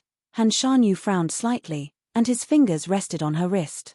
After a moment, he lifted his sleeve and brushed her body. Ning Xuemore's sealed acupoints were finally unsealed. "Don't be afraid, I'm here." He only said 4 words to her. Although it was just 4 words, Ning Xuemore's heart felt as if it had been struck by a heavy blow. Her heartstrings trembled slightly, and the rims of her eyes became slightly hot. She actually had the urge to cry. The corner of her mouth also gently pulled up. "Thank you." Her voice was still hoarse. As soon as the words left her mouth, she finally remembered her current appearance. Her body slightly stiffened. Han Shanyue's arm tightened slightly as he glanced at her. "You don't have to be polite with me." At the side, Yunxi's complexion was faintly pale. A dark light seemed to flash through her eyes. Suddenly, her figure rose, and with a wave of her finger, countless small snow-white swords flew out from her sleeves and directly attacked Xue Yilan like a violent storm. "Die, demon!" Her skill was extremely high. Her snow-white sword emitted an inch-long light. With the sound of the wind, she surrounded Xue Yilan in an instant. She wanted nothing more than to kill this devil Xue Yilan with her sword. Her move was too sudden. Not to mention Xue Yilan, even Han Shanyu could not react in time. If it was any other time, Xue Yilan would not be afraid of her, but he was already at the end of his rope. As soon as he saw those small swords coming, he knew something was wrong and was about to defend himself with all his might. Suddenly, a white sleeve flew out and wrapped around all the small swords, allowing Xue Yilan to escape this calamity. Yunxi's expression changed slightly. "Teacher, this person is a great demon who has done many evil deeds. If we don't get rid of him, he will become a threat in the future." Han Shanyu glanced at her. His gaze was as cold as ice, causing Yunxi to shiver. She did not dare to continue her questioning. Han Shanyu did not bother with her anymore. With a shake of his sleeve, a white light flashed, and the small swords that were wrapped around by his sleeve turned into white mist and dissipated. Although Ning Xuemore's acupuncture points had been unsealed, they had been sealed for too long. Her legs were still in a semi-paralyzed state.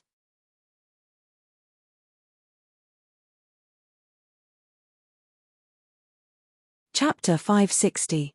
She was not used to being hugged. Once she regained her freedom, she wanted to get down. But just as she moved her body, Han Shanyue's arm tightened. "Be good, don't move." Although his tone was cold, it was as if he was coaxing a child. Ning Xuemore's body slightly stiffened, a strange feeling rose in her heart, and for a moment she could not think of what to say. She also did not know why, but in his arms, she felt unusually at ease, and finally felt pain all over her body. First, Xue Yilan had sealed her acupuncture points, causing her blood flow to be obstructed. Then she was hit by his heart-linking insect. He was injured, she was also injured. Then she was lying on the shaft of the carriage, being pulled by the crazy horse all the way. Just now she was in a hurry to escape and did not feel anything, but now that she was relaxed, her body finally felt uncomfortable. She only felt pain all over her body, soreness everywhere, and even her face was a little hot. She could not help but frown. Han Shanyu looked down at her and spat out 2 words, "So ugly." Ning Xuemore's body stiffened, once again remembering her current appearance of an old lady, or a dirty old lady. A beauty's frown is as beautiful as a painting. An old lady's frowned mother, it's disgusting. Don't hug me if you think I'm ugly. Why are you still hugging me in his arms? She pushed him, wanting him to let go. But as soon as she pushed him, she found 2 black and red bird's claw marks on his white shirt. Ning Xuemore looked at the 2 birds' claw marks, and finally felt a burning pain in her 2 little hands. Just now she held the golden hairpin and poked the horses, but not only did the horses but become bloody, her palms were also scratched. Behave.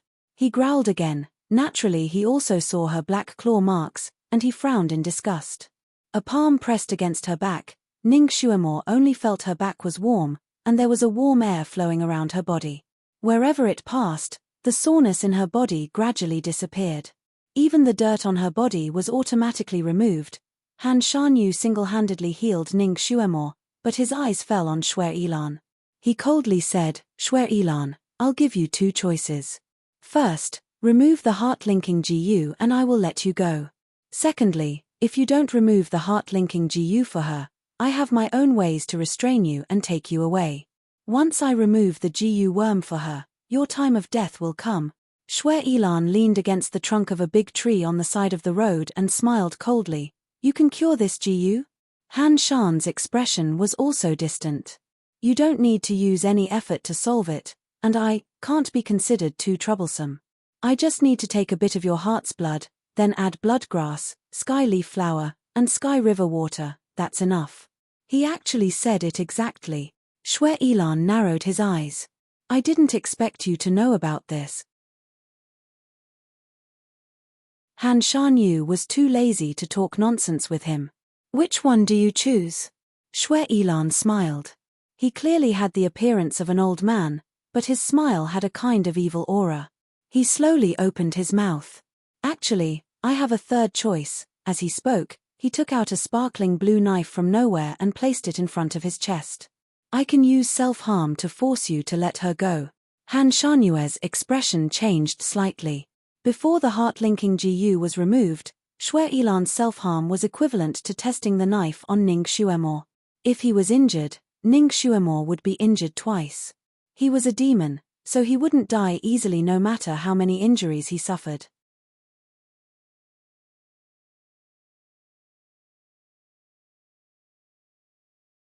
Chapter 561. The knife in Shui Yilan's hand was clearly not a normal knife. It was cold and had a strange light, making his eyes seem like they were filled with a ghostly aura. His knife was already close to his chest, but he still had a smile on his face. Han Shanyu, if we're talking about ruthlessness, you can't compare to me. Can you bear to see her hurt? Can you bear to see her hurt?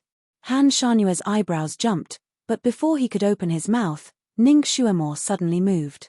She held the golden hairpin in her hand and pressed it against her chest.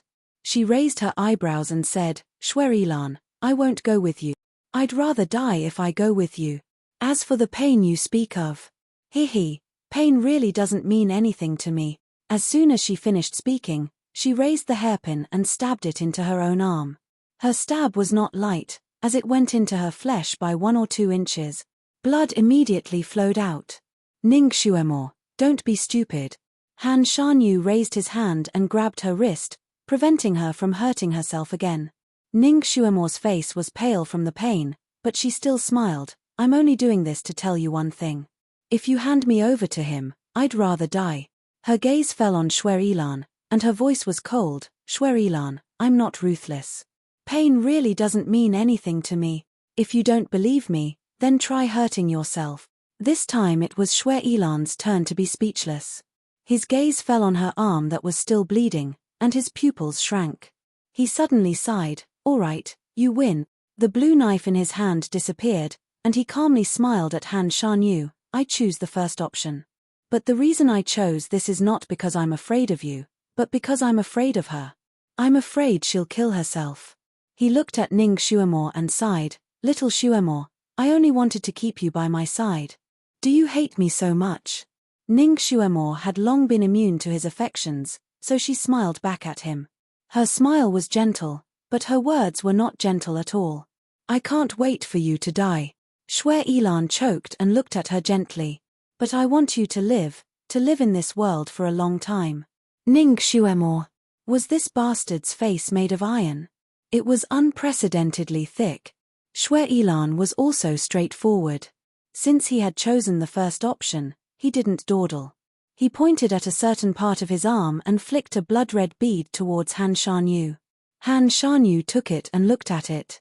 After confirming that it was indeed the antidote, he passed it to Ning Xuemore. Ning Xuemore didn't care about anything else and swallowed it. The heart-linking GU poison couldn't be seen from the pulse. Ning Xuemore sensed her body, but she didn't feel anything. Shui Ilan glanced at her. Suddenly, he used his palm as a knife and cut his own arm. His arm was cut open and blood gushed out. Ning Xuemore didn't expect him to do this and was secretly shocked. Her body tensed up and she subconsciously waited for the pain to come, but it didn't. She didn't feel anything. The heart-linking GU poison was really broken. Ning Xuemore couldn't help but look at Shui Ilan again. That guy lost such a large piece of flesh on his arm, but he was still fine. When he saw her looking at him, he even smiled at her. Little Xuemore, it's not that I can't beat you, it's just that I can't bear to part with you. He didn't look at Han Shanyu and the others anymore and turned around to leave. He was in a good mood and sang as he walked. The sun rises in the east, red clothes like fire. The spring flowers are bright, the night is waning. Holding the beauty in my arms, my heart is sad. The past is hard to recall, the zither is hard to reconcile.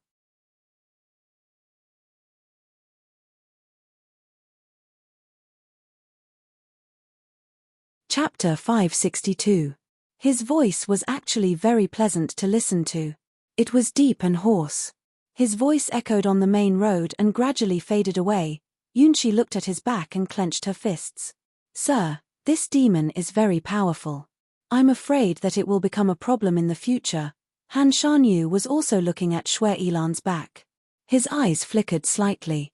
He vaguely felt that the tune of the song was familiar, but he couldn't remember where he had heard it before. An image seemed to flash in his mind. When he tried to grasp it, it was a blur. He acted as if he hadn't heard Yunshi's words. Yunshi's eyes flashed with hidden bitterness. She looked at Ning Xuemore in his arms. Ning Xuemore seemed to be in a daze. Shui Ilan's song made her heart tremble as if it had been scalded. The tune of the lyrics was so familiar that it made her heart palpitate. It was as if she had heard it many years ago, or even sung it, but when she thought about it carefully, she couldn't remember. It was like prenatal education music. When a child grew up and heard the music in his mother's womb, he would feel an inexplicable sense of familiarity and even a faint sense of sadness. Her hand unconsciously tugged at Han Shanyue's clothes, but the wound on her arm was healing at a speed visible to the naked eye. Yunshi's eyes fell on Han Shanyue's left hand. His left hand had been pressing on Ning Xuemore's back, and he hadn't forgotten to heal her for a moment. No wonder this girl's wound healed so quickly. The scene in front of Yunshi was undoubtedly glaring to her eyes. Her eyes darkened, and then she slowly smiled. She took 2 steps forward and quietly held onto Han Shanyue's arm. Sir, is this Miss Ning? What happened to her face? Although Han Shanyu and Yunshi were friends, there weren't many opportunities for them to be physically close. Usually, before Yunshi could really get close to him, he would quietly retreat. He had a serious obsession with cleanliness. He didn't want to have physical contact with anyone, not even his friends. Even Rongyue Tianlan, who wasn't very reliable, didn't dare to touch him. Normally, Yunshi wouldn't dare do it. At most, she would pull on his sleeve occasionally. However, after he glanced at her, she didn't even dare to pull on his sleeve. However, after this meeting, her attitude towards him seemed to be different. She would intentionally or unintentionally get close to him. This time, she even had the guts of a leopard and directly held his arm. Han Shanyu subconsciously flicked his sleeve. Yunshi's arm went numb, and she couldn't help but let go. She also took 2 steps back. Her expression changed slightly. In fact, she had mustered up her courage to do this. She thought that since he was carrying Ning Xuemore in his arms, he would allow others to get close to him. She didn't expect. She pursed her lips and couldn't help but look at Ning Xuemore. However, she saw that her eyes were also looking at her. There seemed to be a light flickering in her eyes, as if she was proud of herself, but also as if she was mocking her. Yunxi's face turned pale. She felt as though she had been slapped silently. Hatred flashed through his usually merciful heart, her fingers clenched in her sleeves. This woman was clearly an ordinary person. What right did an ant-like race have to compete with her? She could crush her to death with just a finger. After all, she was a person who had cultivated for thousands of years. Although her heart was in turmoil, she didn't show it on the surface. In fact, she had wronged Ning Xuemore. Ning Xuemore's eyes had only unconsciously landed on her. In fact, she was still in a daze.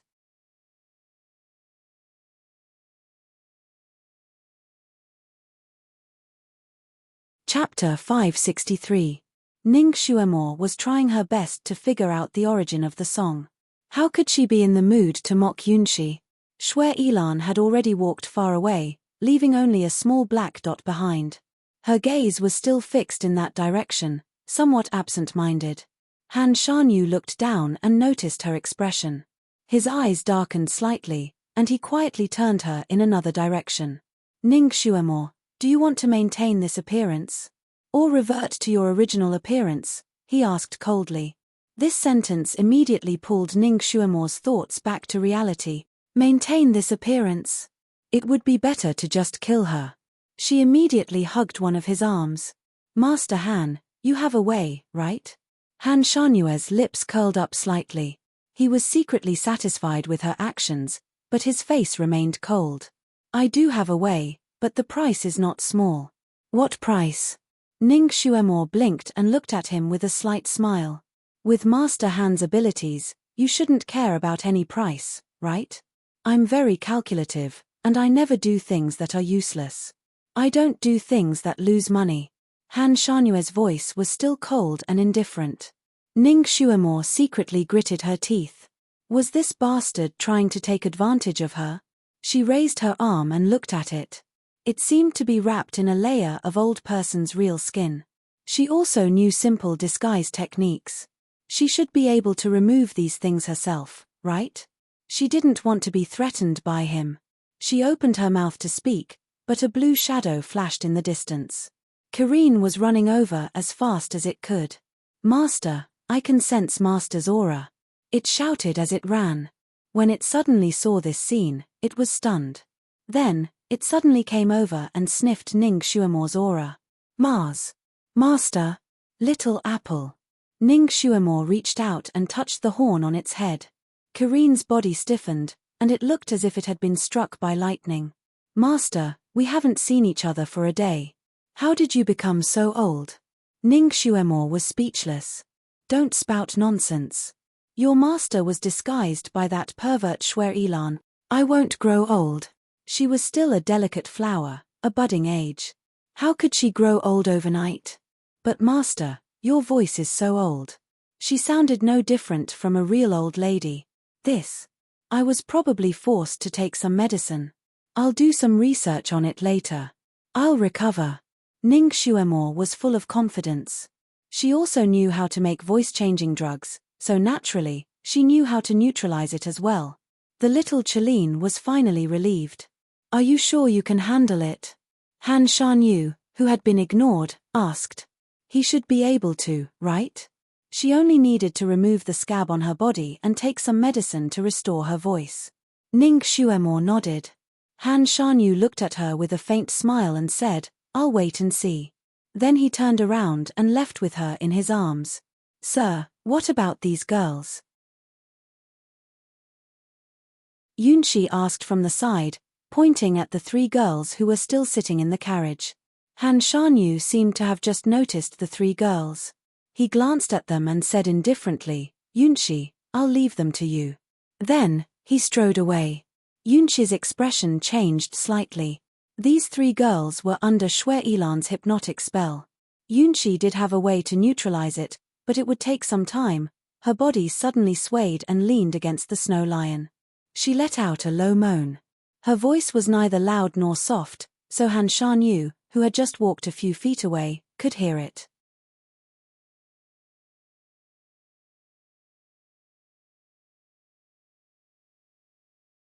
Chapter 564. Han Shanyu turned around and his gaze fell on Yunshi. Her face was slightly pale and there was cold sweat on her forehead. She seemed very weak. There weren't many people that Han Shanyu treated as friends, and Yunshi was one of them. It was rare to see her so weak, so he was naturally concerned and looked over. Seeing that she had finally attracted his attention, Yunshi pursed her lips slightly and straightened her body. She said apologetically, "I'm fine. It's just that I was a little out of breath when I was cultivating yesterday. I was also a little tired last night. I'll be fine after some rest. I'll dispel the bewitching spell for them later." Her words were very considerate. Han Shanyu didn't say anything. He placed Ning Shuamore on Karine's back and let her sit sideways. He instructed her, "Be good and wait here." He walked back and reached out to feel Yunshi's pulse. Her pulse was indeed a little weak and messy. It was a sign that her breath had diverged. Yunshi looked at his lowered eyebrows and her heart thumped wildly. After knowing him for so long, she had very few chances to have physical contact with him. She had achieved success in her cultivation and had two great gods as her friends. There was almost no chance of her getting hurt or sick. Occasionally, when she got sick or injured, Rongyue Tianlan could easily treat her. She didn't even have the chance to pretend to be weak. Perhaps the threesome was indeed a mistake. If she wanted to pursue him, she had to seize all kinds of opportunities to be alone. For example, yesterday, because she was a little upset, her breath had diverged while she was cultivating. She had almost gone mad. Before she could recover, she had been caught by Han Shanyu. After running around with him for half the night, her body was indeed a little weak. His fingers rested on her wrist. It was slightly cold. Her heart was burning with passion. She lowered her eyes slightly and didn't dare to show any emotion. However, her slightly red cheeks betrayed her excitement at the moment. "Calm down and get rid of all distracting thoughts," Han Shanyu said in a calm voice. Yunshi's heart skipped a beat. She knew that he was going to use his telekinesis to heal her body. It was a rare opportunity for him to heal her, so Yunshi naturally didn't want to let it go. She nodded obediently. "Okay." After saying that, she was still worried. "Sir, you've been running around all night. Can your body still take it? Let Yunshi recuperate on her own. Yunshi doesn't want you to use too much telekinesis." "It's all right." Han Shanyu only said 2 words. He raised his hand, and a futon appeared on the ground. "Sit and meditate." Yunshi's heart warmed as she smiled. Her smile was like a beautiful flower blooming gently. "Then Yunshi will accept your offer." Sure enough, she sat down on the praying mat.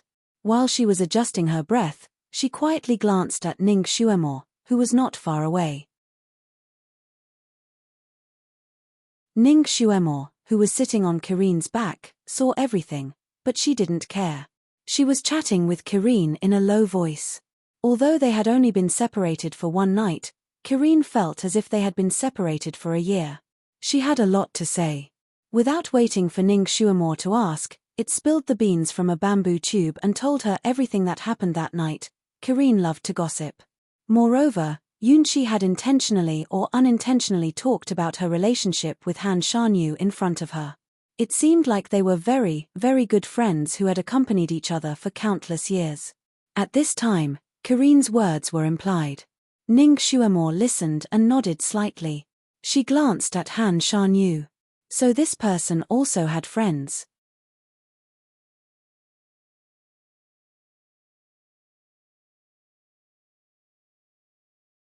Chapter 565.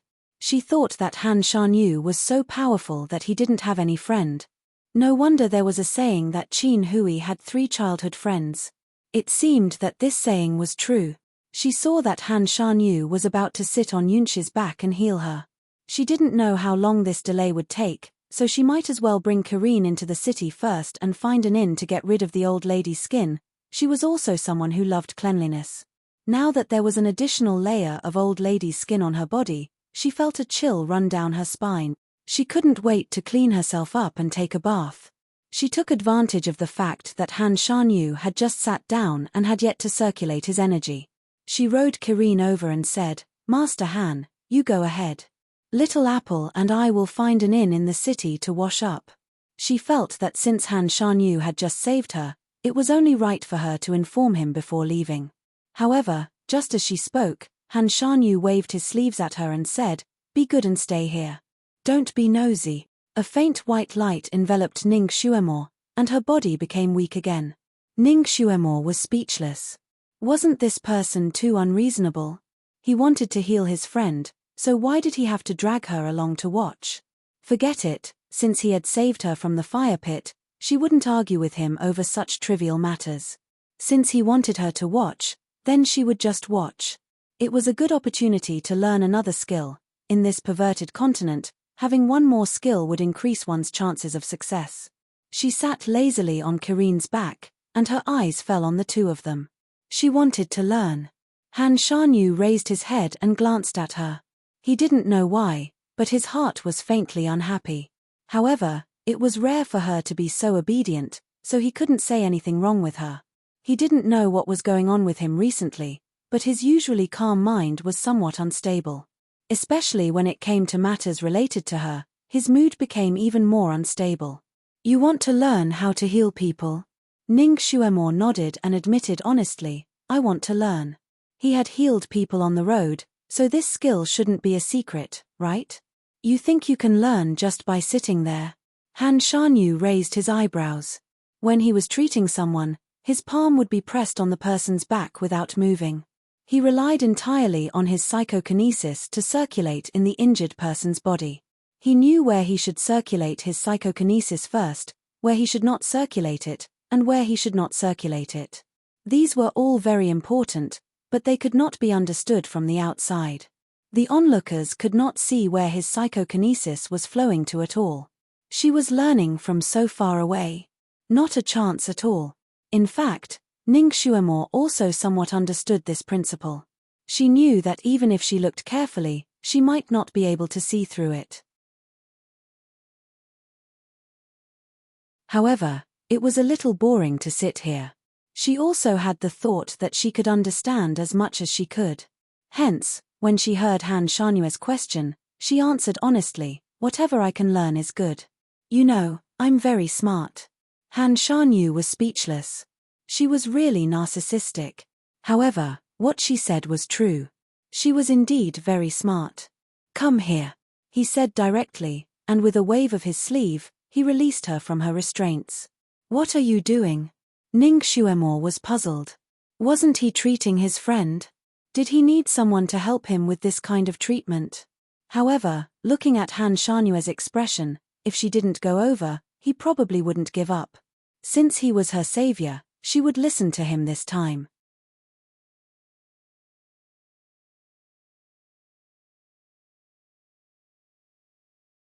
Chapter 566. When necessary, Ning Xuemore was very obedient. She walked over. As she walked, she realized that there were several holes in her skirt and pants, and a cool breeze was blowing in. Needless to say, she had worn them out when she had been desperately trying to rush the carriage. She hadn't had time to check them. She felt that something was wrong, so she looked down and heaved a sigh of relief. The holes were around her knees and the bottom of her pants. Apart from slightly affecting her appearance, there was no danger of her being exposed. Furthermore, she looked like an old woman with one foot in the grave, so there was nothing to be exposed about. She walked over to Han Shanyu. "Master Han, what instructions do you have for me?" Han Shanyu conjured another praying mat. "Sit." Ning Xuemore didn't know what he was up to. She looked at Yunxi and then at Han Shanyu in confusion. Yunxi was also confused. She turned to look at Han Shanyu and asked, "Sir, what is this?" Han Shanyu didn't seem to be bothered to explain, so he only said, "Sit properly and regulate your breathing." Yunxi didn't dare disobey him, so she sat up straight and tried her best to regulate her breathing. Han Shanyu sat behind her.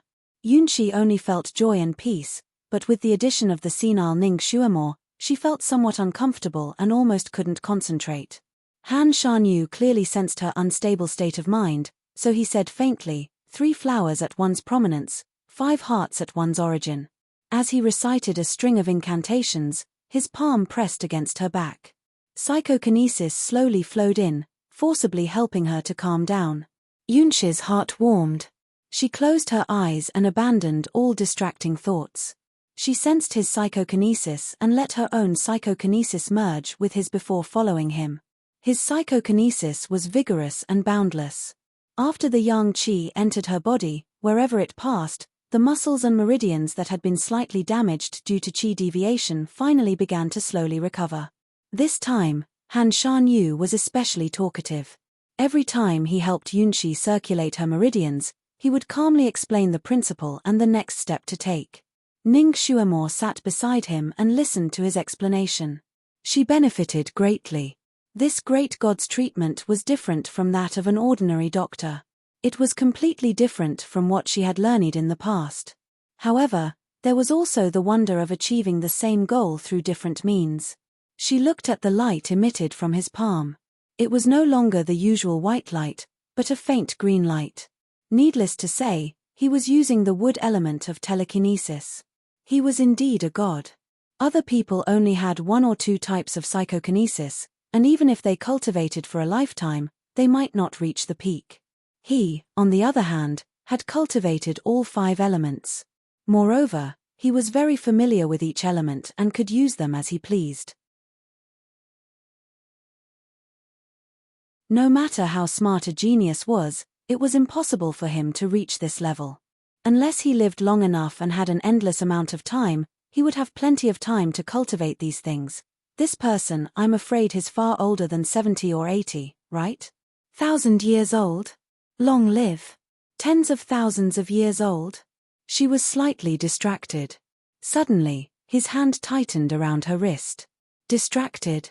Ning Xuemore suddenly regained her senses and couldn't help but glance at Han Shanyu. This guy was treating someone's injuries. Shouldn't he be concentrating at this time? He was actually able to sense her momentary distraction. This was too abnormal. She coughed and wanted to withdraw her hand. No, you can continue. Han Shanyu glanced at her. He had no intention of letting go of her wrist. Instead, he pulled her small hand over and pressed it on Yunqi's back. You have to sense the flow of this psychokinesis yourself. You can't be distracted again.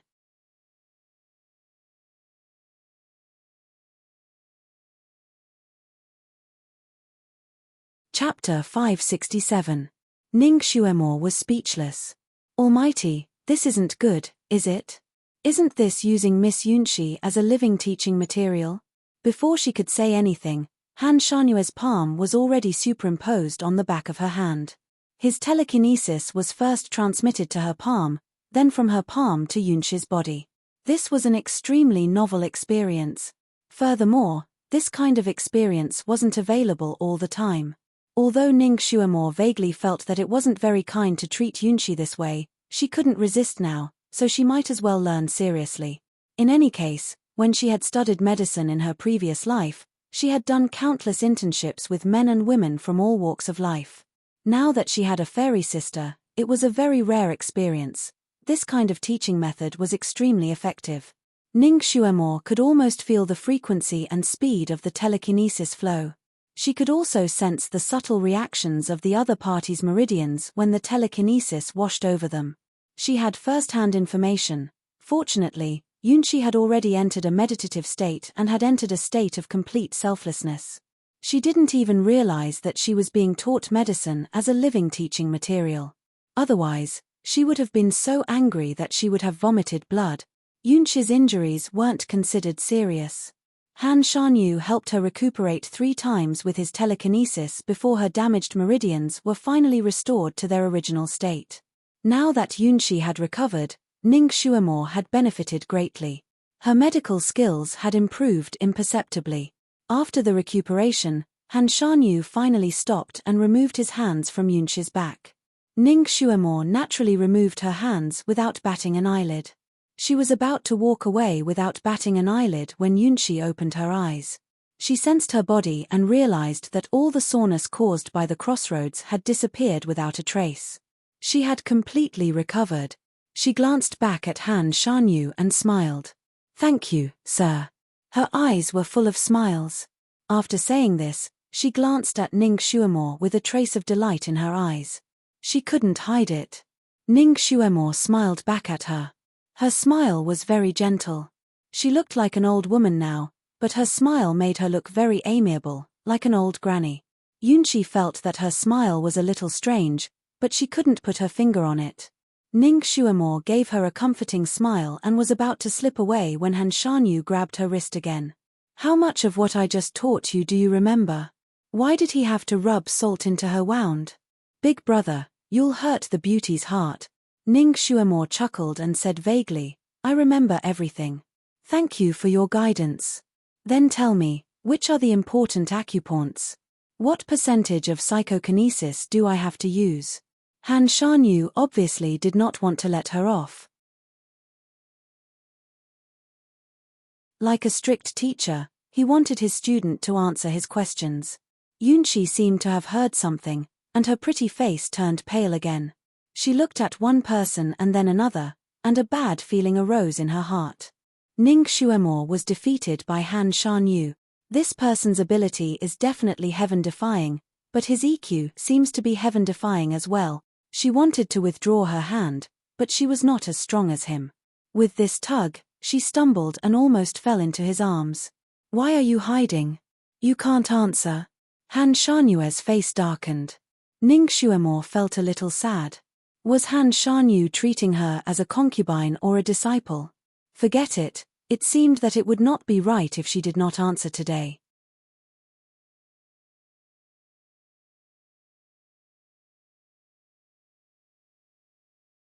Chapter 568. Forget it, it seemed like she couldn't keep quiet today. Anyway, it was his friend's heart that was hurt, not hers. If he didn't appreciate her occasional kindness, then she would say it. Of course, I remember. Using 30% of your strength from the back. She began to explain the pressure points he had used to guide her. Her memory was excellent, so she was able to recite them exactly. Han Shanyue's expression finally eased. Although he didn't say anything, he still looked satisfied. His expression eased, but Yunqi's pretty face turned pale. She was quite proficient in this area of medicine, so she knew that the process Ning Xuemore had described couldn't be understood just by watching. It had to be done personally. He actually let this woman do it on her. He was using her as a living teaching material. This was simply a slap to her face. No matter how restrained Yunqi was and how she didn't dare to provoke Han Shanyu, she was furious. I worked so hard for you, and you actually humiliated me like this. She was so angry that her lips trembled and she couldn't speak clearly. Han Shanyu slowly stood up, his voice still indifferent. Yunqi, you worked hard for me all night. Do you feel wronged? Yunqi was stunned. Yunqi didn't mean that. Do you think that I should be deeply grateful to you just because you've helped me this time? No. Absolutely not. Yunqi shook her head. In the thousands of years that they had known each other, Deizwe had done many things for her. He had saved her many times, but she had done very little for him. She didn't know how many favors she owed Deizwe over the years, but she felt that it was natural for a woman to owe a man a favor. She had accepted it as a matter of course and had never thought of how to repay it. Deizwe was too powerful, so he had never asked her to repay the favor. This time, Deizwe had asked her to help him find someone. She felt that she had finally helped Deizwe once, so he should treat her better and remember her favor. Of course, this was just her subconscious thought. She hadn't actually thought about it that much. Then what are you angry about? I was just taking advantage of the situation and teaching her some medical knowledge. How is that an insult to you? Yunqi's pretty face turned green and white. She didn't know how to answer his question. After a moment, she choked out, Yunqi. Yunqi just doesn't want to be a living example. Huh? Han Shanyu raised his eyebrows. When Tianlan taught you medical skills, she didn't let you practice with any patients. This? Of course there is. It was almost impossible to learn good medical skills without having patients. Does his patient feel insulted? This? Yunqi was speechless. When Rongyue Tianlan taught her medical skills, she also let her operate on the spot.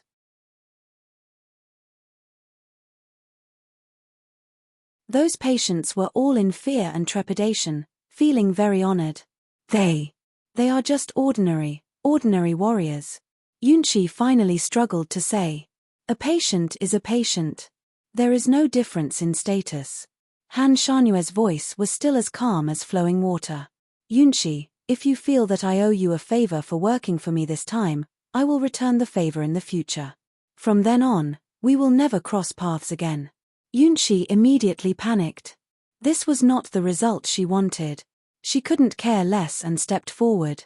Sir, Yunqi definitely didn't mean that.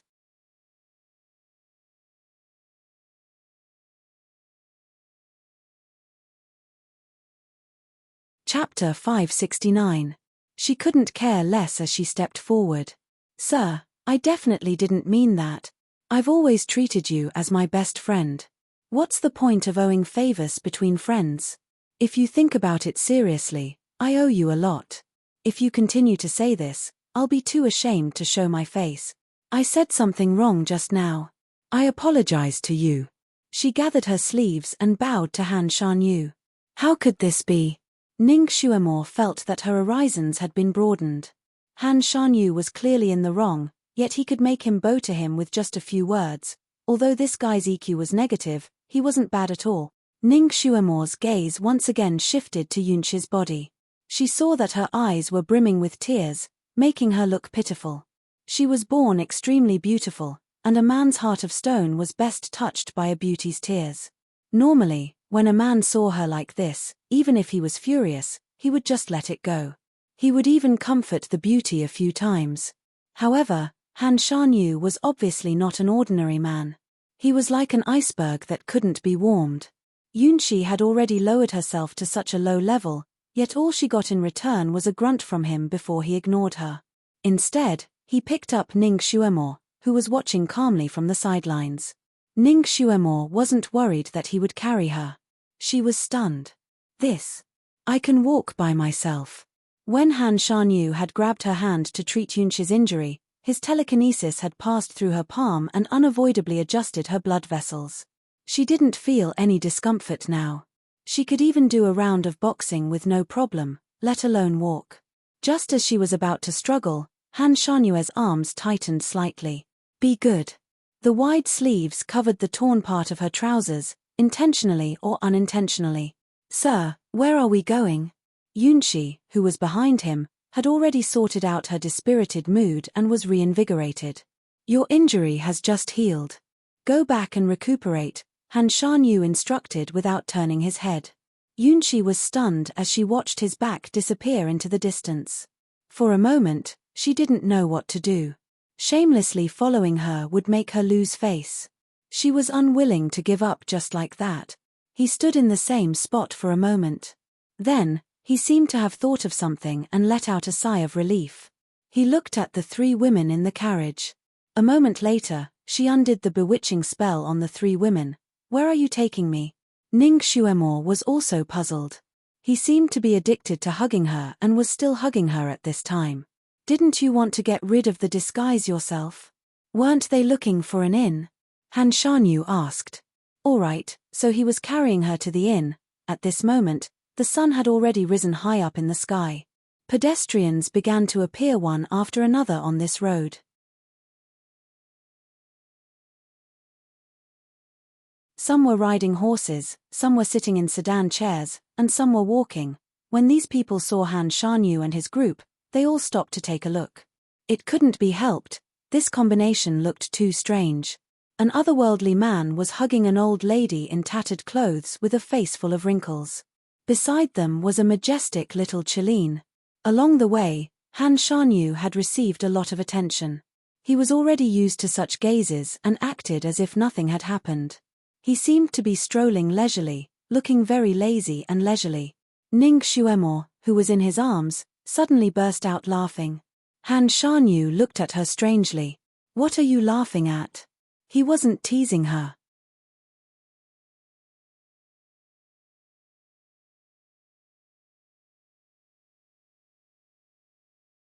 Chapter 570. Hearing his question, Ning Xuemo's eyes curved even more. She did not seem to have the intention to explain, but she could not help but laugh again. So ugly. Han Shanyu did not hold back. There are more wrinkles on your face when you laugh. Alright, this guy was a sharp-tongued tsunda. When he insulted people, it was enough to make them suffer. Ning Xuemo did not mind. Anyway, the wrinkles on her face were not her original appearance.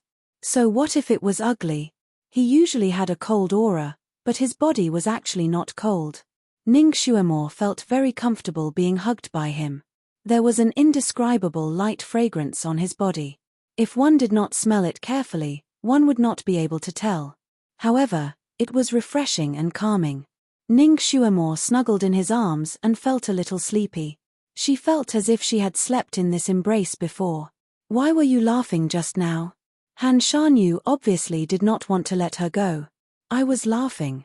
Ning Xuemo looked up at his face and said leisurely, I was thinking that if you hugged me like this, in the eyes of outsiders, they would probably think that you were hugging your mother and praise you for being a filial son.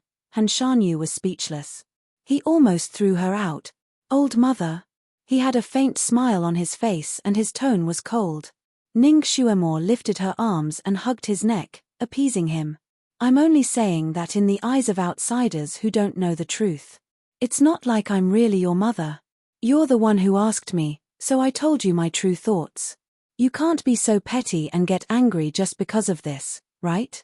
This posture was supposed to be the posture of a blooming orchid, but Han Shanyu looked at her wrinkled face and did not feel anything good about it. He pulled her arms away from his neck and looked at her with a faint smile. Are you acting coquettishly in front of me? Ning Xuemo was stunned. Before she could say anything, he continued, an old woman acting coquettishly in front of a young man. Do you know how scary your image is? Ning Xuemo was speechless. She seemed to have been hit by his words and subconsciously defended herself. I am not an old woman. I'm only 13. You're not a young man. You just look a little younger, but you're actually much older than me. I'm afraid you're more than old enough to be my grandfather. Why was this girl so concerned about his age? However, with his age, he was more than old enough to be her ancestor, let alone her grandfather. He was a little lost in thought, but he didn't argue with her. He just said, then you can call me grandpa from now on. He absolutely could not accept this. Ning Xuemo laughed.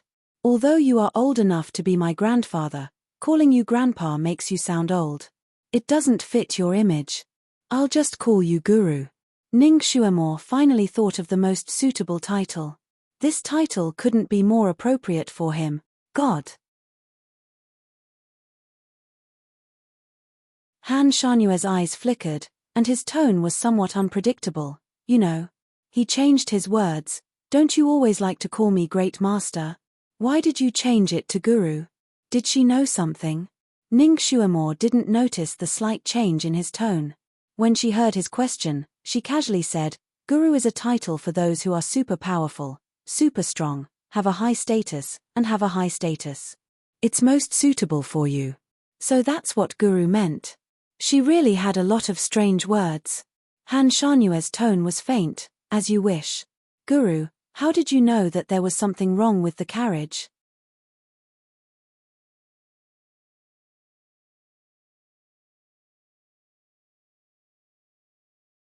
Chapter 571. Great Master, how did you know that there was something wrong with the carriage? She thought that he didn't notice it at all and just passed by it. This carriage passed by me before. There were originally 8 people in the carriage and 1 coachman outside. Now that the coachman is gone, the 8 people in the carriage have become 5. Han Shanyu said slowly. Ning Xuemo stared at him with her eyes wide open. At that time, the carriage had just passed by him, but he remembered so many things. He was indeed a great master. And then, just based on this, he could tell that she was in the carriage. There were several wounds on the horse's buttocks from sharp objects. If the horse was really frightened, the coachman would pull the reins hard and not use sharp objects to provoke it. Therefore, it wasn't the horse that was frightened, but someone who was driving the horse to run faster. Ning Xuemo stared at him without blinking. This guy really had a strong reasoning ability. If the horse was frightened and ran wildly, the people in the carriage would be very nervous and their heartbeats would increase. Especially the normal women, their heartbeats would be even more rapid. However, 3 of the women were breathing calmly and their heartbeats were even slower than usual. This proves that the 3 of them were controlled by someone. And the only man in the carriage had a rapid heartbeat, which proved that he had just run wildly.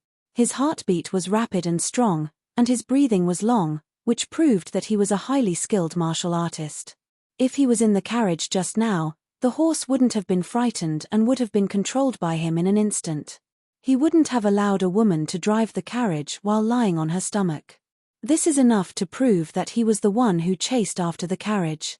The carriage didn't lose control, but it was driven away by someone, and the person who was escaping was that man. Ning Xuemore was speechless. She had nothing to say. There aren't many people who can escape from such a person, and you are one of them. If I'm not wrong, you must have thought of a way to trick him off the carriage, and then you took him by surprise and escaped with the carriage. Is that so? He said it as if he had seen it with his own eyes. Ning Xuemore gave him a thumbs up. Guru, even if you don't want to be a guru, you can still be a detective. Han Shanua's eyes flashed with a hint of a smile, then he slowly opened his mouth. This carriage was originally going out of the city. You clearly knew that with his martial arts, he could easily catch up to you, but you still chose to run wildly. It should be because you saw your savior. At that time, when I passed by you, although I did not notice you, you saw me, right? The person you should be asking for help should be me. Am I right? He had seen through it all. Ning Xuemore sighed. Xuemore has nothing to say. The Almighty had guessed correctly. Since you've already seen through this, why did you wait for a moment before suddenly attacking? She thought she was completely ignored by him. Is there a need to doubt? If I were to act rashly while he was in the carriage, he would definitely use you as a hostage. Naturally, we have to wait for him to come out and attack him when he is unprepared. The Almighty's strategy was indeed well executed. Ning Xuemore was completely convinced by this point. Although you ran away from me, you still trust me in your bones, isn't that right? Han Shanua's words suddenly came from the sky. Ning Xuemore was speechless. She had forgotten about this. Because of his words, the harmonious atmosphere between the 2 of them became a little awkward. Ning Xuemore couldn't help but ask, why me?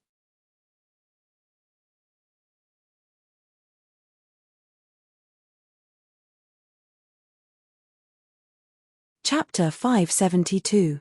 I've already answered this question before. There's no need to repeat it now, Han Shanyu said faintly. However, his answer back then was obviously perfunctory. She didn't believe that he was destined to be a loner. He had said that he only needed a concubine. Given the Almighty's abilities, he probably didn't choose a concubine just to satisfy his lust. Could it be that he was actually missing a shield? A shield to shield him from women? The more Ning Xuemore thought about it, the more she felt that her deduction was reasonable. She could already see the relationship between this Almighty and Yunshi. It was a classic scene of falling flowers falling in love with the heartless brook. Yunshi liked this Almighty, but the Almighty only treated her as a friend. However, Yunshi didn't give up and finally started to pursue him. This annoyed the Almighty, but he didn't want to fall out with her. Therefore, he chose a concubine by his side to make her give up. Then, whether he hugged her or deliberately used Yunshi as a living example, could it be that it was all to make Yunshi angry? That was possible. After all, this Almighty didn't usually like to get close to people. Back then, she had only kissed him as a joke, but he had slapped her on the street. Later, he had suddenly changed and mysteriously appeared at the royal banquet. He had even hugged her and played the peeper, forcing her to marry him. That was probably the reason. She had offended him before, so he didn't feel guilty about using her as a shield. Plus, he knew that she didn't like him. Even if he dumped her in the future, she wouldn't pester him. Plus, she was just an ordinary person. Even if she wanted to pester him, she would probably be tortured to death by him at any time. She wouldn't cause him any trouble. Ning Xuemore glanced back through the gap between Han Shanua's arms. Yunshi was still standing there in the distance. Her figure looked a little bleak. She had obviously suffered a blow. For some reason, Ning Xuemore suddenly felt a little uncomfortable. She smiled and asked casually, Almighty, you don't actually want a concubine, but a shield, right? Her. Han Shanyu raised his eyebrows. He didn't seem to understand where her deduction came from. You don't love me, do you? Ning Xuemore asked again. Han Shanyu paused and looked down at her. After a while, he replied, I will not love anyone. Right. She guessed that was it. Then your excellency chose me to be your concubine because you wanted me to be your shield, right? Ning Xuemore finally asked the question that had been hovering in her mind. When she asked this question, she couldn't help but hold her breath. Han Shanyu was taken aback for a moment, then said lightly, Is that what you think? That's right. Otherwise, I really can't figure out why you're forcing me to marry you. You clearly know that I don't love you. Ning Xuemore blurted out the last sentence.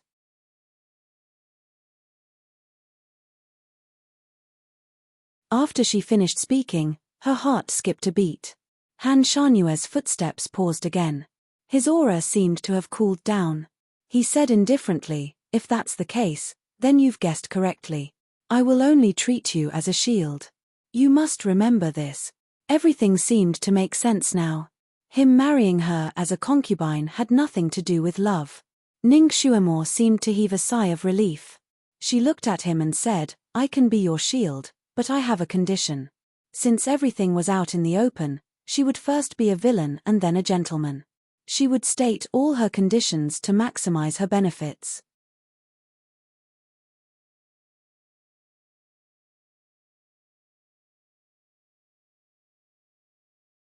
Chapter 573. Han Shanyu glanced at her again, say it. Ning Xuemore looked at his expressionless face and thought for a while. She organized her words and simply stated her condition, I can be your concubine in name and be responsible for dealing with all kinds of women for you, but you and I don't have to consummate our marriage. We don't have to sleep together. What do you think? Han Shanyu was speechless. Did I say that I would consummate our marriage after marrying you? His voice was cold and indifferent. It turned out that he didn't intend to consummate their marriage. That was great. Ning Xuemore let out a sigh of relief and smiled. Great God, are you saying that you agree to my conditions? Han Shanyu looked at her smiling face and didn't know why he felt that it was particularly irritating. I won't consummate my marriage with a shield. He glanced at her again. Even if you want to, I won't allow it. Ning Xuemore sighed in relief again. It's great that you can think this way. If she knew that he would think this way, she wouldn't have run away. He used her as a shield and she could become stronger under his wings. When she had a certain level of strength, she would be able to make her own way. The sea is wide and the sky is high and the birds can fly. I can beat up whoever I don't like. I can make the whole world bow down to me. Ha ha ha. Instead of being chased by all kinds of people like a rat running across the street, constantly walking on the edge of danger and almost having sex with the king of hell a few times. Oh right, I'll be your shield concubine. Although I'm still pure, outsiders don't know. If you don't need me in the future, I'm afraid it'll be difficult for me to marry again. My future is bleak. She still wanted to marry someone else. Han Shanyu raised his eyebrows and looked at her. So? He seemed to be suppressing something and his voice was a little dull. So you have to compensate me. Ning Xuemore answered matter-of-factly. What compensation do you want? Find a good husband for you in the future. This was the first time someone bargained with him like this, and this girl was always the exception. Han Shanyue's voice was a little cold. That won't be necessary. There's no need for you to worry about my marriage. Great God, you see, I'm the heavenly lone star that you personally conferred upon me. I'm like a rat that everyone wants to beat up. If I don't have good martial arts, I'll only be beaten up. It's very unpleasant. Why don't Great God teach me some martial arts during this period of time, or give me some elixirs that can quickly improve my skills so that I can have enough ability to protect myself? You want to be my disciple? Han Shanyu interrupted her and went straight to the point. Ning Xuemore explained, that's not necessary. Guru, you taught me kung fu as a condition for me to be your shield concubine. There's no master-disciple relationship between us.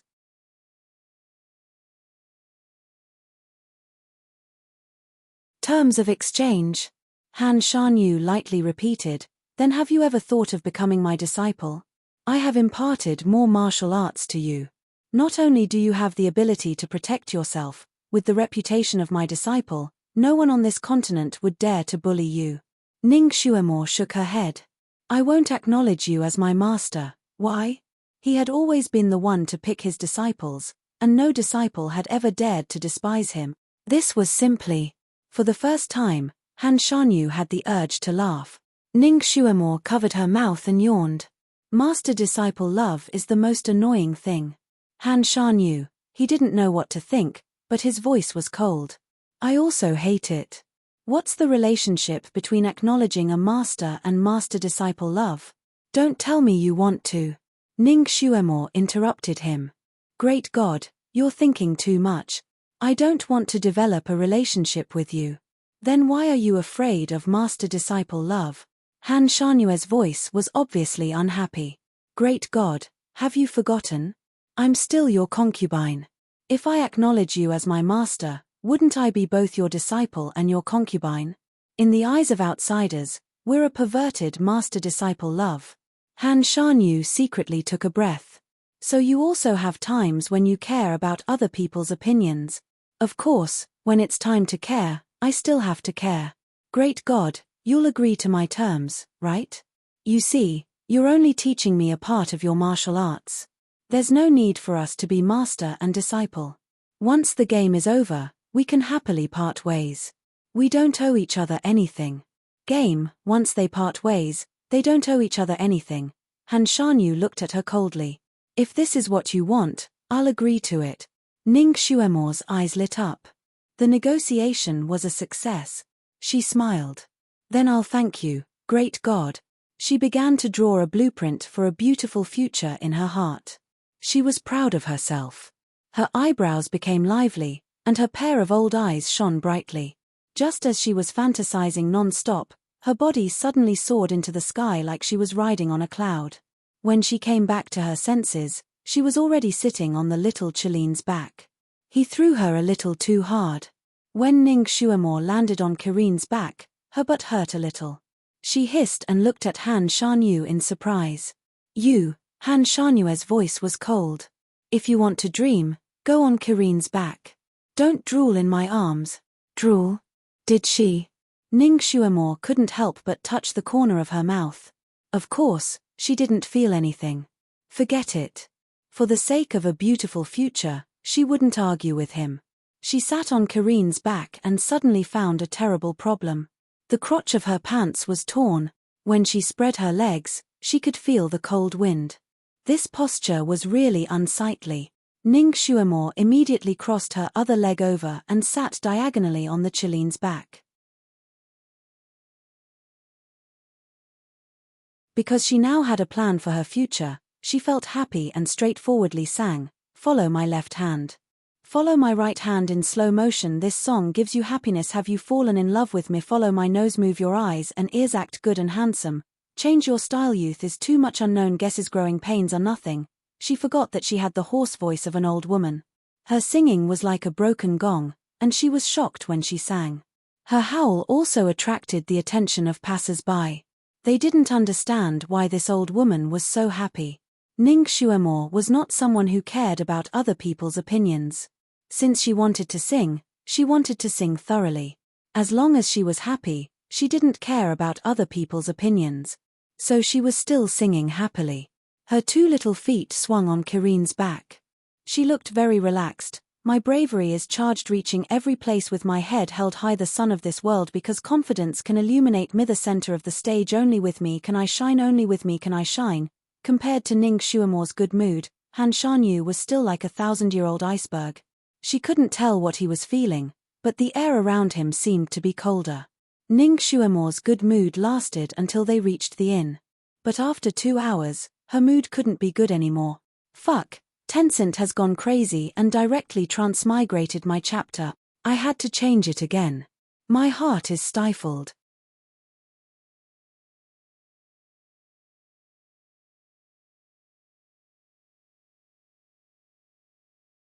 Chapter 574. After she entered the inn, she closed the door and checked her body carefully. Then, she immediately collapsed.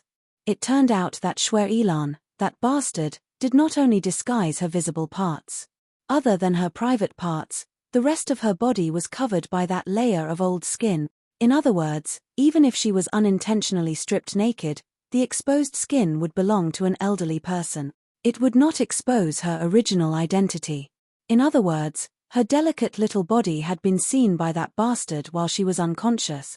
It wasn't that Ning Shuamore didn't know about disguise techniques, but she had never seen such a high-level disguise technique that could pass off as genuine. Not to mention other people, even she herself could not see any flaws in her disguise. She almost thought that her body was old and clumsy, even her once proud bosom was now deflated, drooping like a ragged sack. What kind of heaven-defying disguise technique was this? Where did that bastard Ilan learn such a perverted technique? It was simply turning something magical into something rotten. She was speechless to be able to make such a beautiful woman like her look like this. Ning Shuamore was familiar with only two kinds of disguise techniques. One was to use drugs to blacken or yellow the skin, then use light and shadow effects to change the facial features. Thick eyebrows, small or big mouth, high or low cheekbones. These could all be done with ordinary disguise techniques. For example, Ning Shuamore's appearance at the zither recital was this kind of disguise. This was the most basic thing that could not be changed. If it was someone who was very familiar with it, they would be able to recognize it at a glance. The other kind was to use the so-called human skin mask. This kind of disguise was more bloody. Ning Shuamore had used this kind of disguise when she pretended to be Tu Yidao. Although this kind of disguise could make one look like a completely different person, the facial expression was still stiff. It could only be fooled under the dim candlelight. But once it was exposed to the bright sunlight, it would immediately make people see that something was wrong. Ning Shuamore thought that there were only these two kinds of disguise techniques in the world. Now, she finally saw another one, and it was from herself. She looked at her loose skin and took the scalpel that she had prepared beforehand. She tried to peel off the skin on the back of her hand first. She felt that Ilan must have put a layer of skin on her. As long as she peeled a small hole, she should be able to tear off this eyesore of skin and restore her youthful appearance. She was a doctor who knew how to perform surgeries, so she naturally had a good grasp of the strength she used to peel off the fake skin, but when she gently cut down, she looked at the surface of the broken skin and wanted to cry. There was no second skin. This extremely flabby-looking skin was her own. Could it be that the bastard didn't disguise her, but used some sorcery to age her? After experiencing the hot spring incident, Ning Shuamore had a very deep understanding of this perverted world. In this perverted world, anything could happen. Only the unthinkable could happen. There was nothing that couldn't happen. She then cut a few more parts of her body. Just like before, the skin on her body was her own skin. There was no human skin at all. How could she break this kind of disguise technique? Ning Shuamore looked at her wrinkled face in the crystal mirror and only felt a buzzing in her head. Was this how she looked when she was old? She was only 13 years old. You're tuning in to the Dreamy Chapters YouTube channel. We're so grateful for your support, and don't forget to subscribe to join us on this incredible journey through captivating stories. Your generosity through donations truly makes a world of difference, as it's the primary source of revenue that allows me to expand and enhance this channel for you. Thank you from the bottom of my heart for being a part of this adventure.